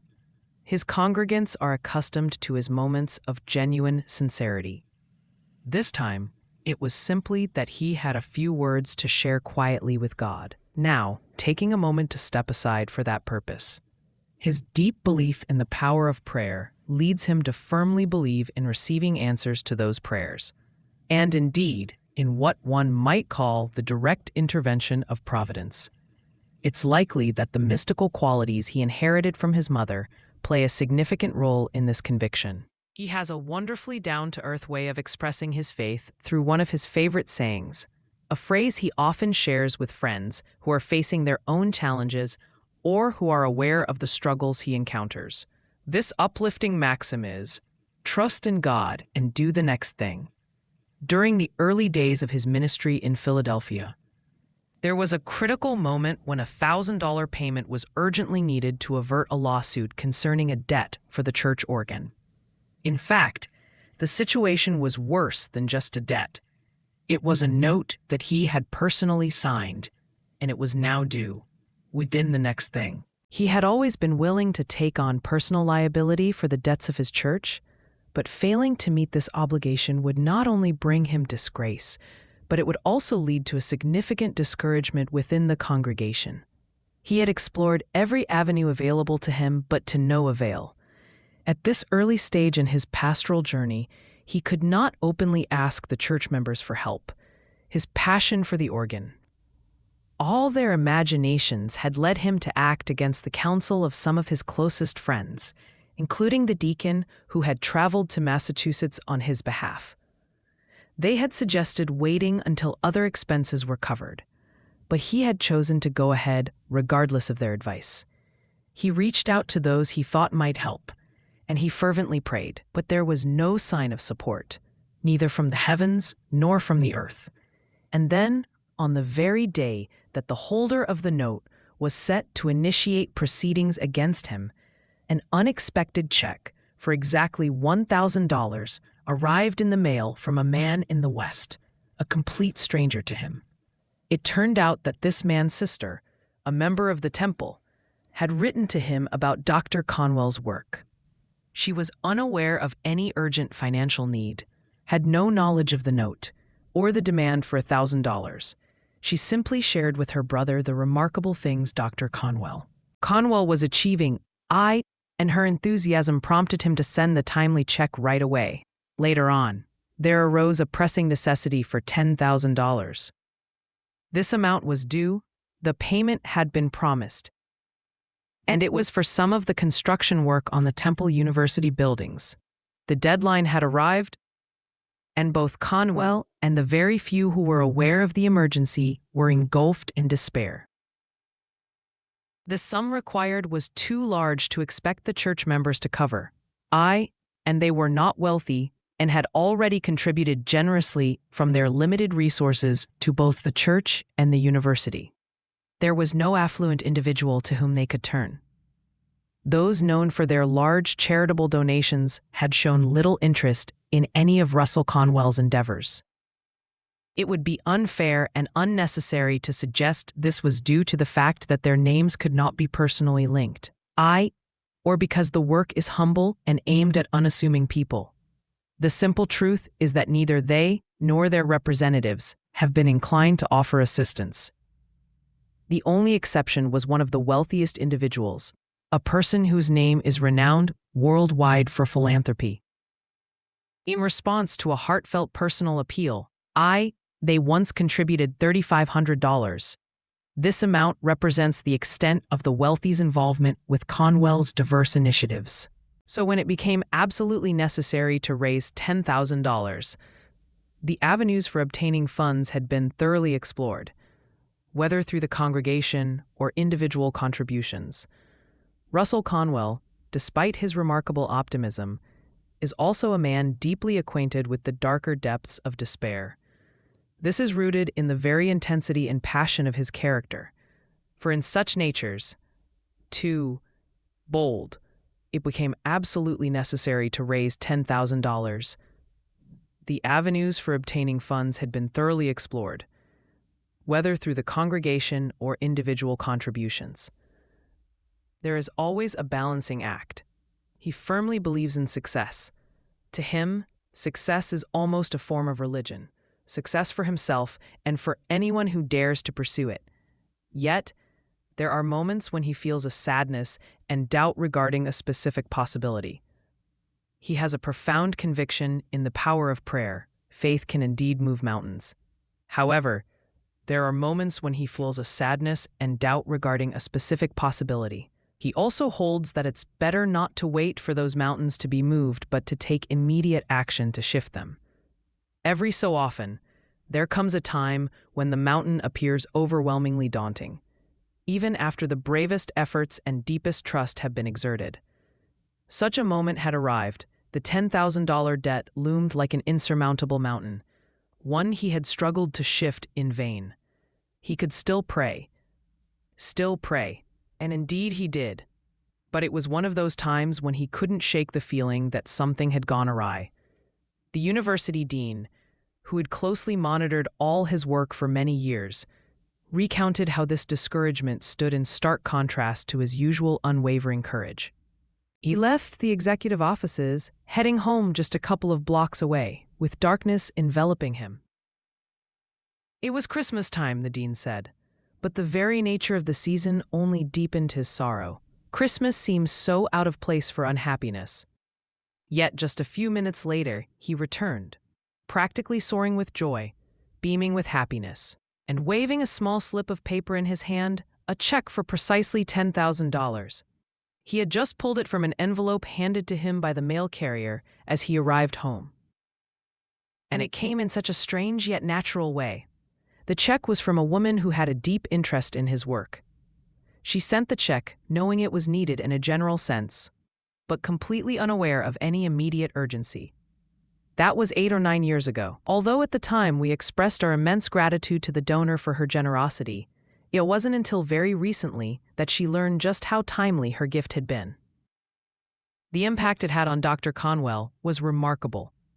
He is a man fond of maxims, and those of us who work with him know one of his favorites. Everything will eventually turn out all right. And of course, we had a wonderful opportunity to remind him that he should never feel discouraged. And it is so seldom that he is. When the brand new church was under construction, 122, the congregation found themselves somewhat unsettled to notice that 120, as the building reached its second story, 120 several doors were constructed on the side facing the vacant land. Next-door doors that opened into nothing but empty space. When questioned about these doors and their purpose, 120, Dr. Conwell would casually respond, usually suggesting that they could serve as excellent fire escapes.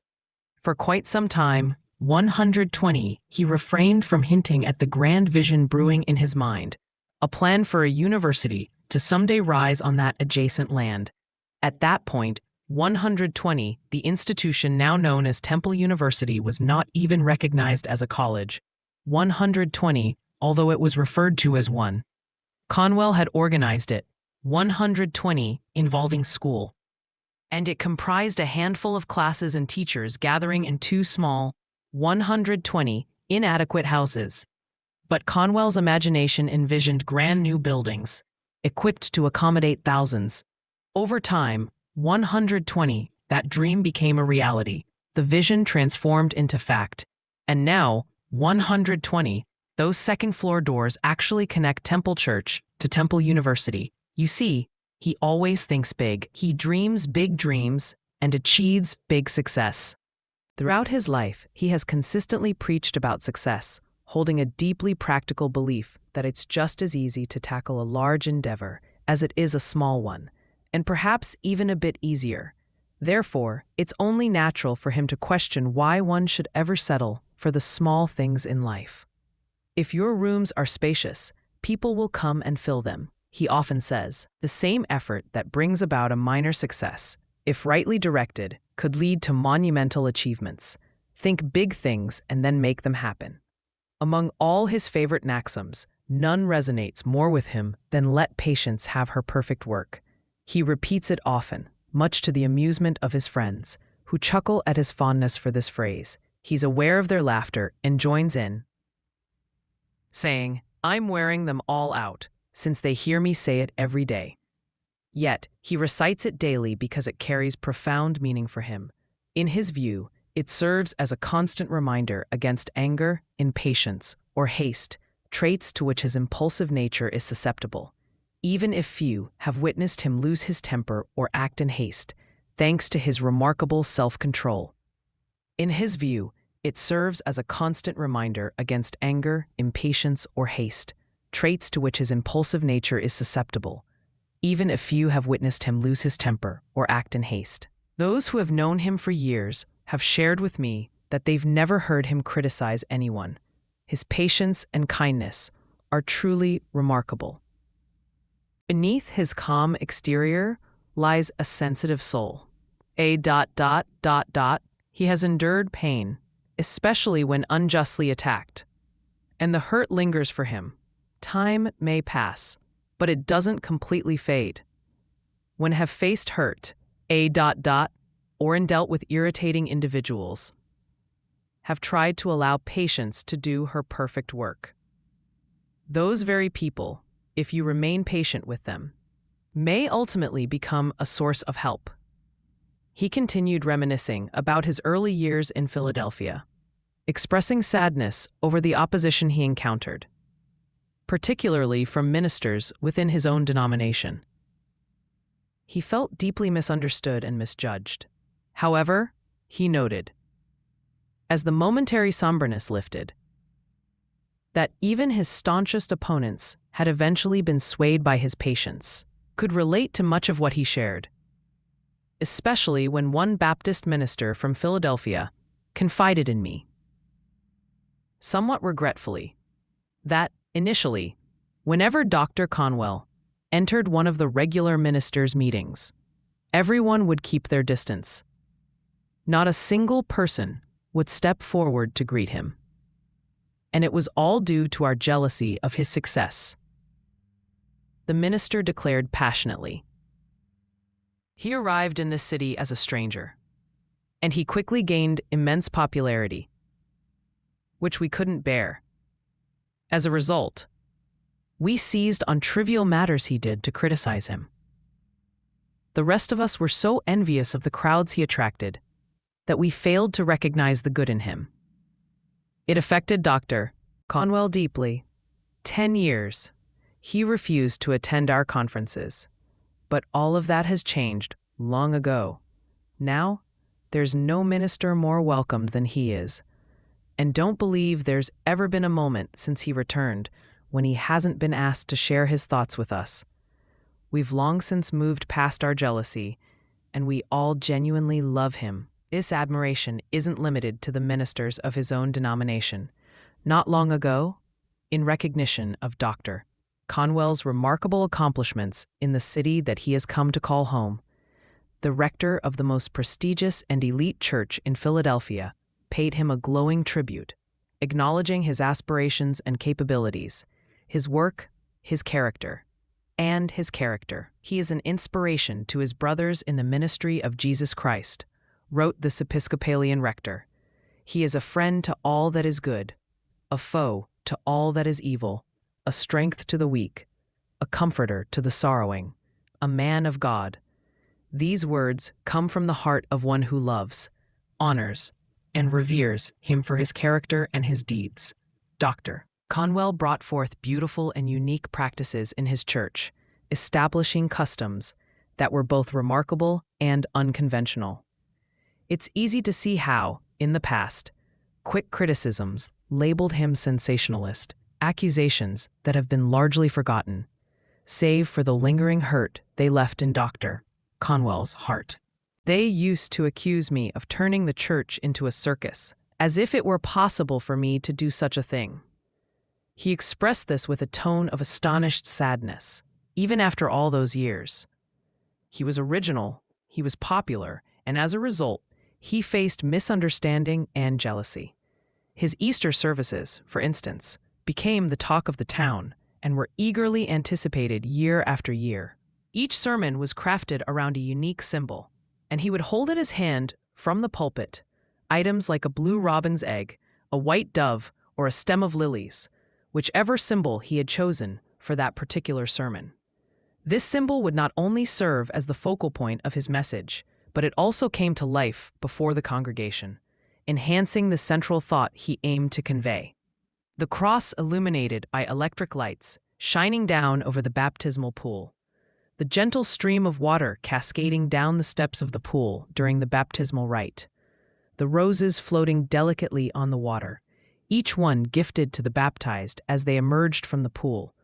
All of these details once seemed remarkably unconventional, yet his congregation recognized the beauty and poetry within them. And thousands of Bibles across Philadelphia hold a baptismal rose from Dr. Conwell, pressed lovingly between their pages.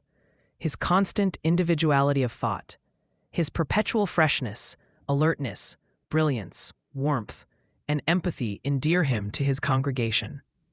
When he returns after an absence, they buzz and sparkle around him as if he were a dazzling new preacher arriving for the first time. To them, he is always new. Were it not for some remarkable quality of charm he possesses, he might have long ago become, so to speak, an old story. Instead, he remains to them a story that is ever new, consistently entertaining and delightful even after all these years. It's not just that they continue to flock to hear him preach or lecture, though that alone would be noteworthy. It's the joyful and enthusiastic spirit with which they do so that truly stands out. Just the other evening, listen to him give a lecture in his own church, shortly after returning from a brief absence. Every face in the congregation radiated happiness at his return, and each person listened with rapt attention to every word he spoke, as if they had never heard him before. When the lecture concluded, a large bouquet of flowers was presented to him, and someone shyly remarked that it was a gesture to celebrate his return.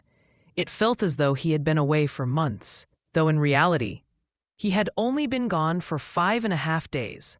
As time goes on, it becomes increasingly clear that Conwell is not merely a minister. He is a minister because of his genuine Christian faith, but above all, he embodies the spirit of Abu Ben Adam, a man who profoundly cares for his fellow humans. This quality shines through as his life's work continues to expand and be recognized. One might almost conclude that his role as the pastor of a significant church is a trivial detail compared to the vast scope of his contributions, his educational initiatives, his lectures, his work in hospitals, his work in hospitals, and his unwavering support for those in need.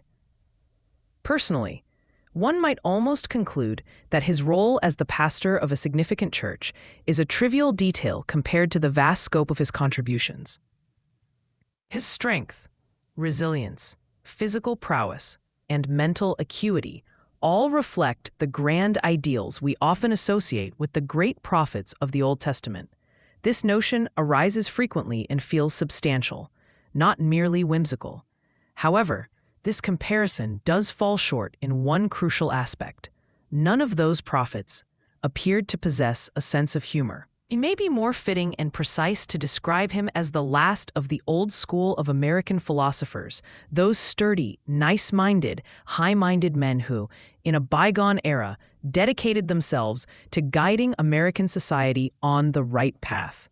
Figures such as Emerson, Alcott, Goff, Wendell Phillips, Garrison, Bayard Taylor, and Beecher were part of this lineage, men who Conwell admired and knew in his youth, all of whom have long since departed from this world. In his travels across the country, inspiring thousands, Conwell stands as the last surviving member of that group, a time when great thinkers roamed the land, sharing their wit, wisdom, philosophy, and courage with the packed benches of rural lyceums, the chairs in schoolhouses and town halls, as well as the larger, more upscale venues in the cities. Conwell often chuckles at the memory of his childhood desire to speak in public, a calling he began to embrace at an early age, yielding to the innate impulse that drove him.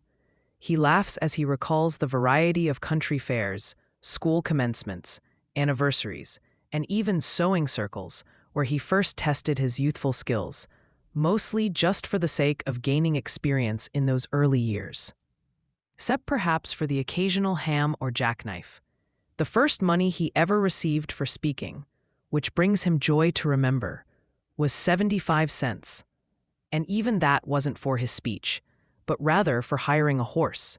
Yet there is more than mere amusement in reflecting on these experiences, as he recognizes how invaluable they were for his training. For over 50 years, he has held fond memories of John Goff, at the height of his own power and success, recognized the determination and potential in the passionate young hillman. He honored him by introducing him to an audience in one of the Massachusetts towns. A truly generous act from a man who had already achieved fame to a young man just starting his journey in public speaking. Conwell's lecturing has been, considering everything, the most significant work of his life. Through it, once asked him if he had any idea how many individuals he had addressed throughout his career. He attempted to estimate the thousands of lectures he had given and the average attendance for each. But he soon gave up when he realized the total would amount to millions of listeners. What an incredible fact that is. Millions of listeners. Posed the same question to his private secretary and learned that no official records had ever been kept. However, after careful estimation, it was determined that he has reached a conservative total of over 8 million listeners through his lectures alone. When we add to that the more than 5 million individuals who have attended his sermons, the grand total exceeds a staggering 13 million people who have heard Russell Conwell speak. And if anything, this number might actually be an underestimate. The calculations were made meticulously, based on facts such as the average attendance of over 4,500 at his Sunday services, a figure that would likely be higher if his sermons during vacation time weren't typically delivered in smaller churches. When he's at home, at the temple, he holds 3 meetings every Sunday and lectures extensively throughout the year, including 6 nights a week during vacation periods. What a power is wielded by a man who has captivated over 13 million people with the spell of his voice. Likely, no other individual in history has had such a vast audience.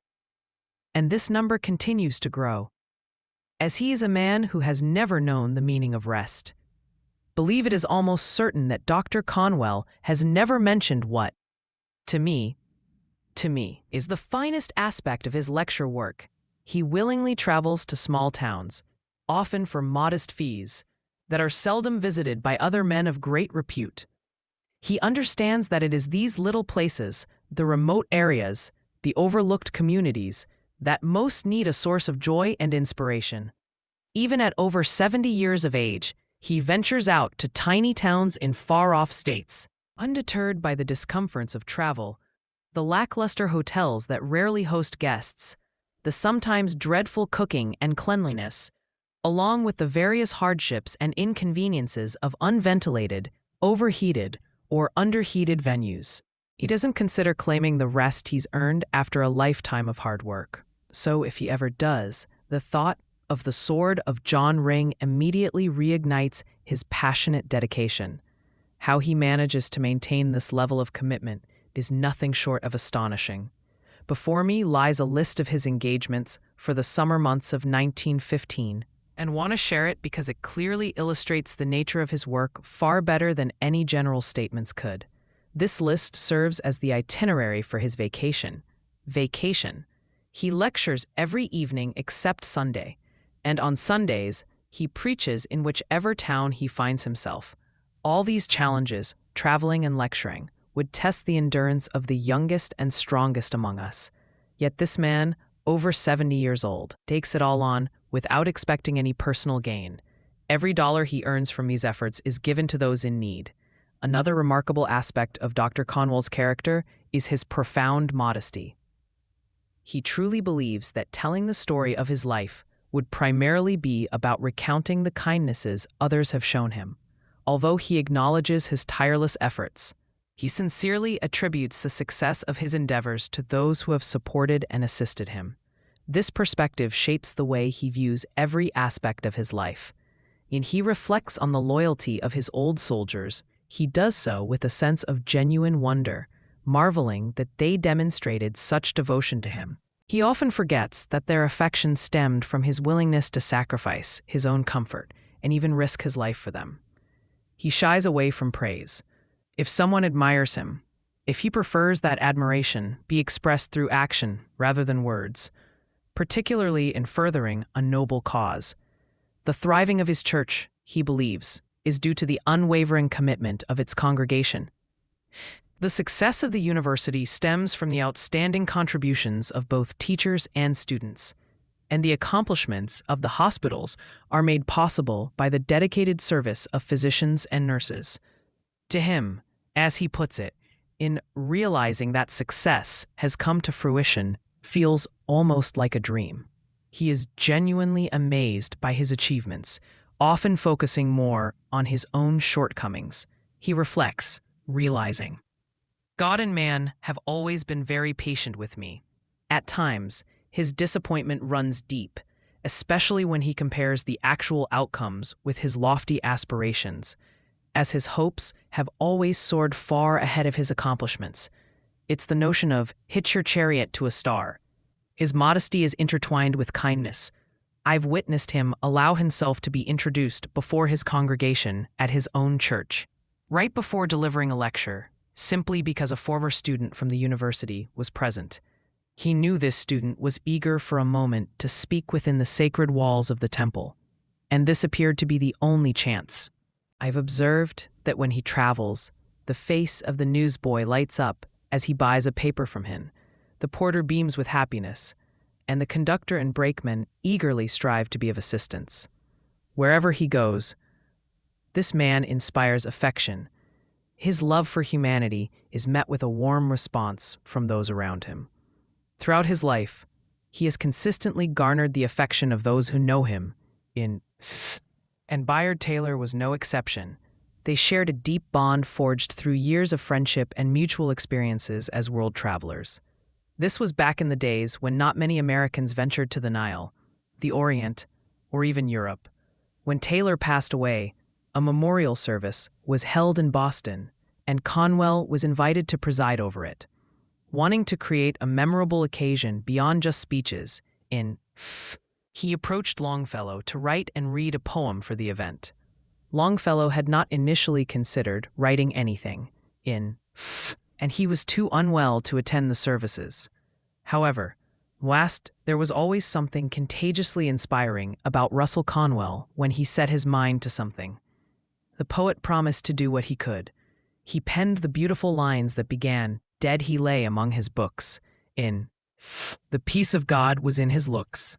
Many literary figures, including Ralph Waldo Emerson, were present at the service, and Dr. Conwell encouraged Oliver Wendell Holmes to read the verses. They were listened to in profound silence, right up to their poignant conclusion.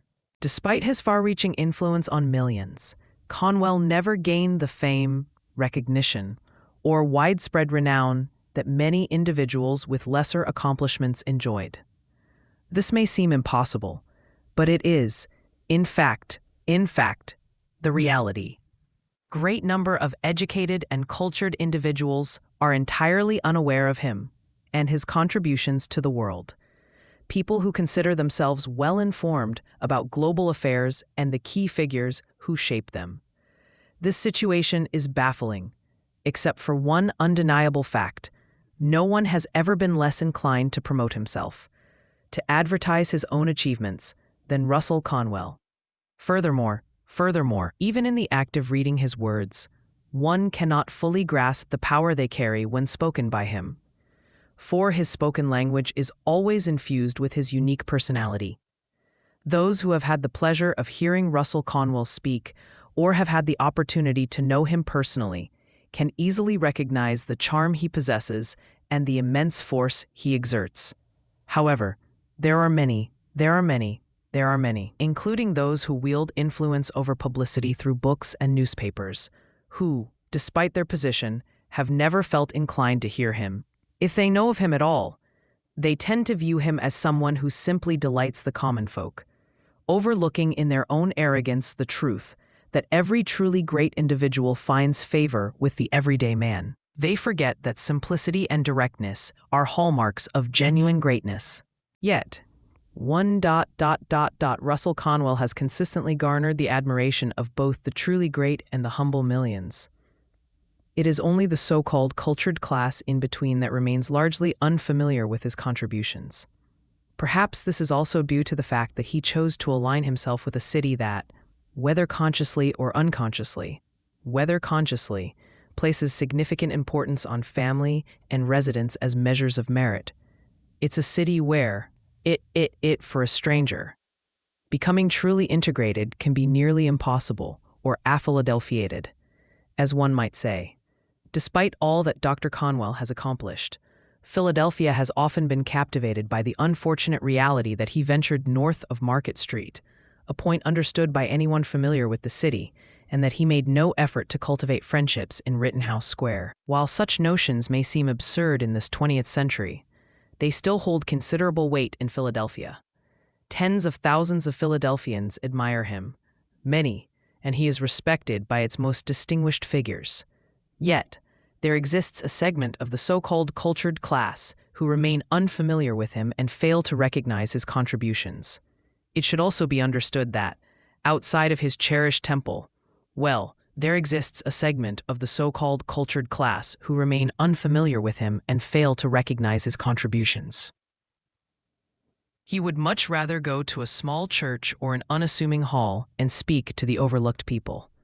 His intention is to encourage and uplift them, filling them with a sense of hope, rather than addressing the affluent and secure. Those close to him reveal that his greatest desire is for no one to enter his life without gaining some benefit.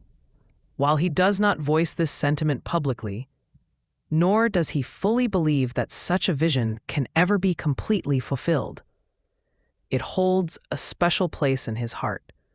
Man driven by such a hope, focusing his thoughts on the poor, the diligent workers, the unsuccessful, is unlikely to earn accolades from the scribes.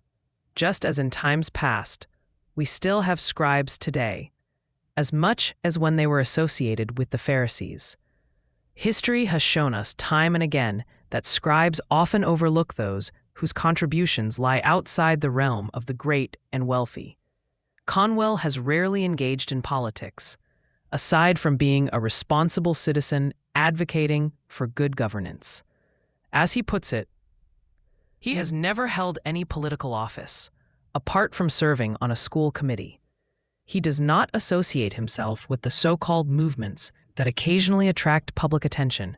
Instead, he is solely and consistently focused on the quiet improvement of humanity.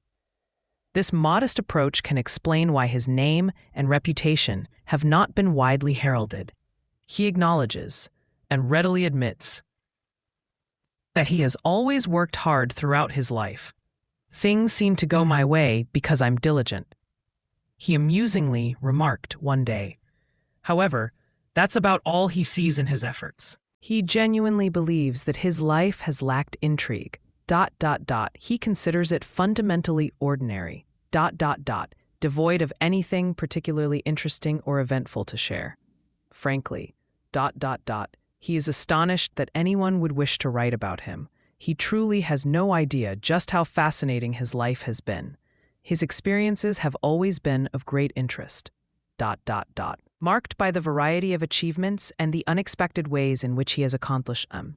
For instance, there has never been anyone quite like him when it comes to organization. In fact, organization and leadership have always been essential to his very existence. As a young man, he organized debating societies. And before the war, he established a local military company. While serving on garrison duty during the Civil War, he founded what is believed to be the first free school for African American children in the South. One day, when Minneapolis came up in conversation, he recalled that during his time as a lawyer in that city, he organized what would become the first, branch there. At one point, he even launched a newspaper. As the years went by, it was only natural for his organizing instinct to lead him to even greater accomplishments, such as his church, which blossomed with numerous associations formed under his influence, and the university, an endeavor that in itself was a remarkable feat of romance. When once asked him how many presidents he had known since Lincoln, he casually remarked that he had written the lives of most of them in their own homes. This meant that he had either done so personally or in collaboration with the American biographer Abbott. The many facets of Conwell are undoubtedly one of his most captivating attributes. Once you truly grasp that he is distinctly a man of today, sharing insights on current possibilities with the people of the present, you might be surprised to discover extraordinary facts about him. For instance, he once caught the attention of the London Times with a lecture on Italian history at Cambridge in England. Or consider the evening he was admitted to practice before the Supreme Court of the United States. He delivered a lecture in Washington on the curriculum of the prophets in ancient Israel that very same day. His life is a continuous series of delightful surprises. One particularly intriguing aspect of his character is his passion for fire. He could easily have been a genuine fire worshipper instead of an Orthodox Christian. He has always had a fondness for flames, and he often reminisces that, as a child, he was punished more for building bonfires than for anything else, and after securing ownership, in his middle age, of the house where he was born and the surrounding land, he experienced one of the most enjoyable times of his life. He relished tearing down old buildings that needed to be demolished, gathering fallen trees and debris, and piling up great stacks of wood to set ablaze. This is one of the secrets to his strength. He has never lost the ability to feel fiery enthusiasm. Even in these later years, he expresses his strength and enthusiasm in wonderfully noble ways. For years, he has been a persistent sufferer from rheumatism and neuritis. Yet he has never allowed this to hinder his work or plans. He brushes aside his discomfort. And when he makes his slow, bent, and twisted journey down the stairs, he prefers not to draw attention to himself. Fine, he will insist, if anyone offers assistance. And in those moments, you can sense his frustration. He simply wishes for his suffering to be overlooked. Strength has always been a precious possession for him, one he refuses to let go of while he still breathes. And fine, he insists, convincing himself that he is fine, despite the pain that can be so intense it requires massage. Even in suffering, he continues to speak calmly, write letters, and address whatever issues arise. He embodies the Spartan boy, concealing the agony of the gnawing fox. Pain has never kept him from making his presence felt, whether on the pulpit or the platform. There have been times when he has attended meetings on crutches, yet through sheer willpower and the inspiration of his purpose, he has stood before his audience or congregation. A man brimming with strength, fire, and life. Chapter 7: How a University Was Founded. The story of the foundation and rise of Temple University is nothing short of extraordinary. It's not just extraordinary, it's everything. But also deeply inspiring. And it's not merely inspiring, but rich with romance and adventure. Now, as I go through life, have come to understand that education is essential. But here I am, anxious about my future, and feel there is a vast ocean of knowledge out there, just beyond my reach. I want to learn, to better myself, and to make a difference in this world. Yet, the barriers faced seem insurmountable. Fear that without guidance, might be lost. As he spoke, I saw the weight of his concerns, a burden he carried alone. It was in that moment realized how significant this conversation was. Here was a young man, full of potential, held back by circumstances beyond his control. Dr. Conwell paused, allowing those words to sink in. The serene surroundings were a stark contrast to the turmoil within the young man. And in that moment, Dr. Conwell continued, I knew had to help him. Not just him, but countless others like him who yearned for knowledge, yet faced the same obstacles. This was the spark that ignited the vision for the university. It wasn't a grand plan or a carefully orchestrated initiative. It was simply a response to a need, a call to serve those who sought education and opportunity. It was the beginning of something remarkable, driven by compassion and a belief in the transformative power of education. I have to support not only myself, but my mother. It leaves me with nothing at all. Yet my deepest longing is to become a minister. It's the one ambition I've held onto throughout my life. Is there anything can do? Any man told him. Signal, with the right determination and ambition, can carve out time to study at night and achieve his dreams. I wish I could believe that, he replied, but haven't been able to see a clear path forward. I want to study, and am willing to dedicate every spare minute to it, but just don't know how to start. Paused for a moment, studying him. He was filled with a strong desire and ambition to reach his goal, physically and mentally capable of both hard work and intellectual endeavor. And he needed more than empty words of encouragement. Come to me one evening a week, starting Friday, and will begin teaching you myself, suggested. This way, at least you'll be taking the first step. Then specified which evening he should come. His face lit up, and he eagerly agreed to come, but soon hurried back. Can I bring a friend with me? He asked. I encouraged him to bring as many as he liked, knowing that having more than one would only be beneficial. When the evening arrived, he brought 6 friends along. That first night, began teaching them the basics of Latin. He paused, as if the story had come to a natural end. When he looked out thoughtfully at the fading light, could tell his mind was drifting back to those early days of the institution he cherished so deeply, its ongoing success significant to him. After a moment, he continued, That was how it all began, and there's not much more to say. By the 3rd evening, the number of students had grown to 40. Others stepped in to assist me, and we rented a room. Then, we acquired a small house, and eventually, a second one. From just a few students and teachers, we transformed into a full-fledged college. Before long, our buildings rose up on Broad Street, right next to the Temple Church. It wasn't long after that we evolved into a university, From the start, our aim was to provide education to those who couldn't access it through traditional means. And really, that was all there was to it. This was quintessential Russell Conwell, summarizing what he had accomplished with brevity, touching on the beginnings of something while deliberately leaving out the details of the outcomes. And as you come to know him, you realize that's exactly what he wants you to grasp, that it's the initiation of anything that truly matters. If something is earnestly begun and set in motion correctly, it has just as much potential to yield significant outcomes as it does to produce minimal ones. But his story was far from being all there was to it, for he had completely left out the remarkable fact that, starting with those 7 students who came to his library one evening in 1884, Temple University has counted.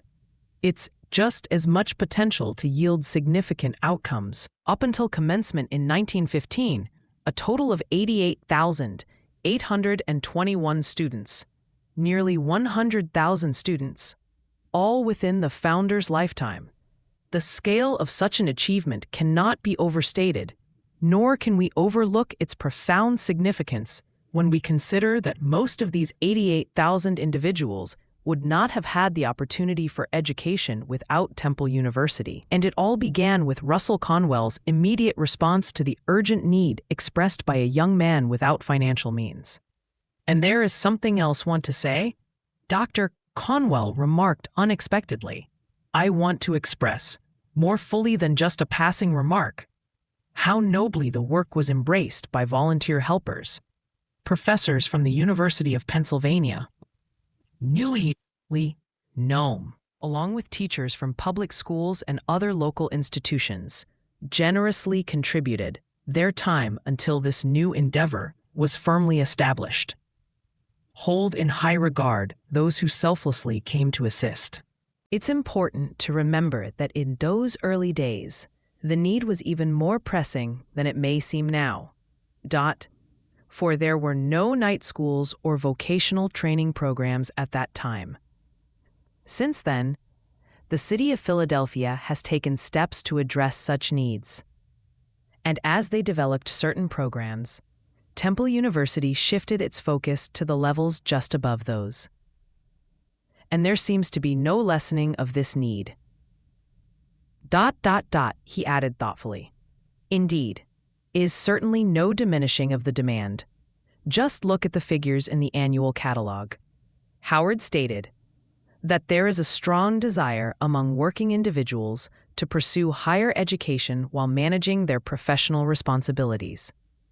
The foundation of Temple University truly reflected a progressive vision, one that recognized the importance of flexibility in education, catering to those who were determined to learn despite the demands of their trades. The institution's commitment to elevating the standards of education for working-class individuals has only grown with time. From its humble beginnings, where it sought to serve nearly 600 students, Temple has evolved into a beacon of opportunity, welcoming thousands eager to improve their lives through knowledge. Howard's assertion stands firm. The need for accessible higher education remains robust. Temple University continues to adapt and respond to the aspirations of its students, demonstrating that education can be both practical and transformative, helping individuals achieve their fullest potential while balancing their work and studies. As Conwell puts it, those who work for a living have time for study.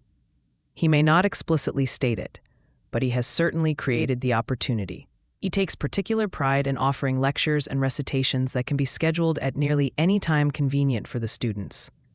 If even 10 students request a class at any hour between 9 in the morning and 10 at night, the university will arrange for it. This approach necessitates a significantly larger number of professors and teachers than would typically be needed. However, but he has certainly created the opportunity. This is seen as a minor consideration when compared to the tremendous impact of accommodating the needs of working individuals. Additionally, President Conwell, who, of course, is the president of the university, is proud of the fact that the privilege of graduation is based solely on the knowledge gained.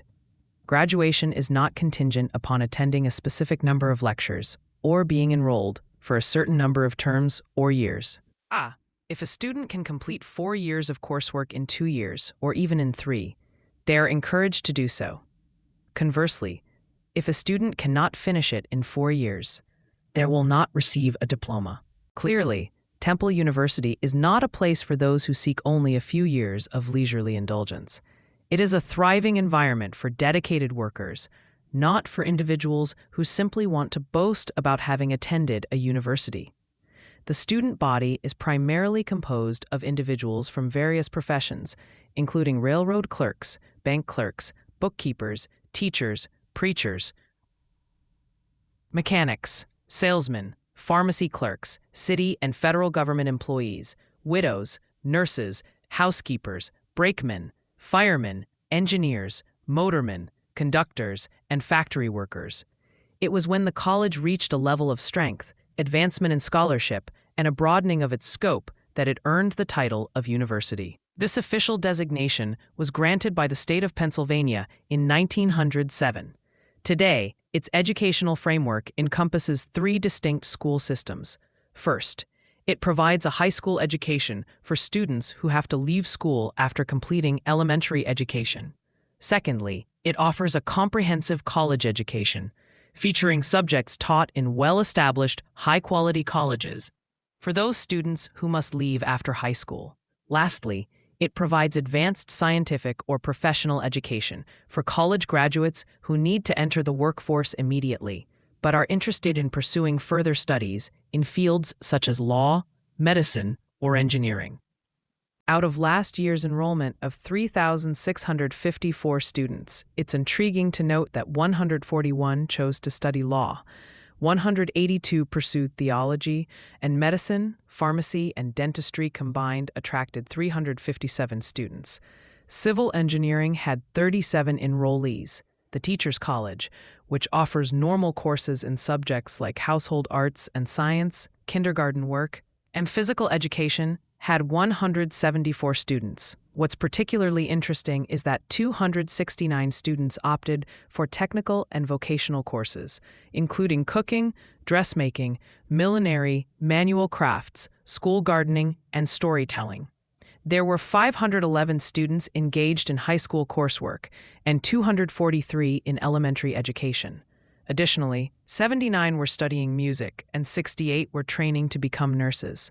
The College of Liberal Arts and Sciences had 606 students enrolled, while the Department of Commercial Education boasted an impressive 987 enrollees. This is a university that seamlessly blends academic scholarship with practical skills. It's important to note that Temple University does not operate as a charitable institution. Its fees are low, and its operating hours are designed for the convenience of the students themselves, but it is a place of complete independence. In fact, as one of the professors pointed out, it offers far greater independence than the prestigious universities that receive millions in private donations and endowments.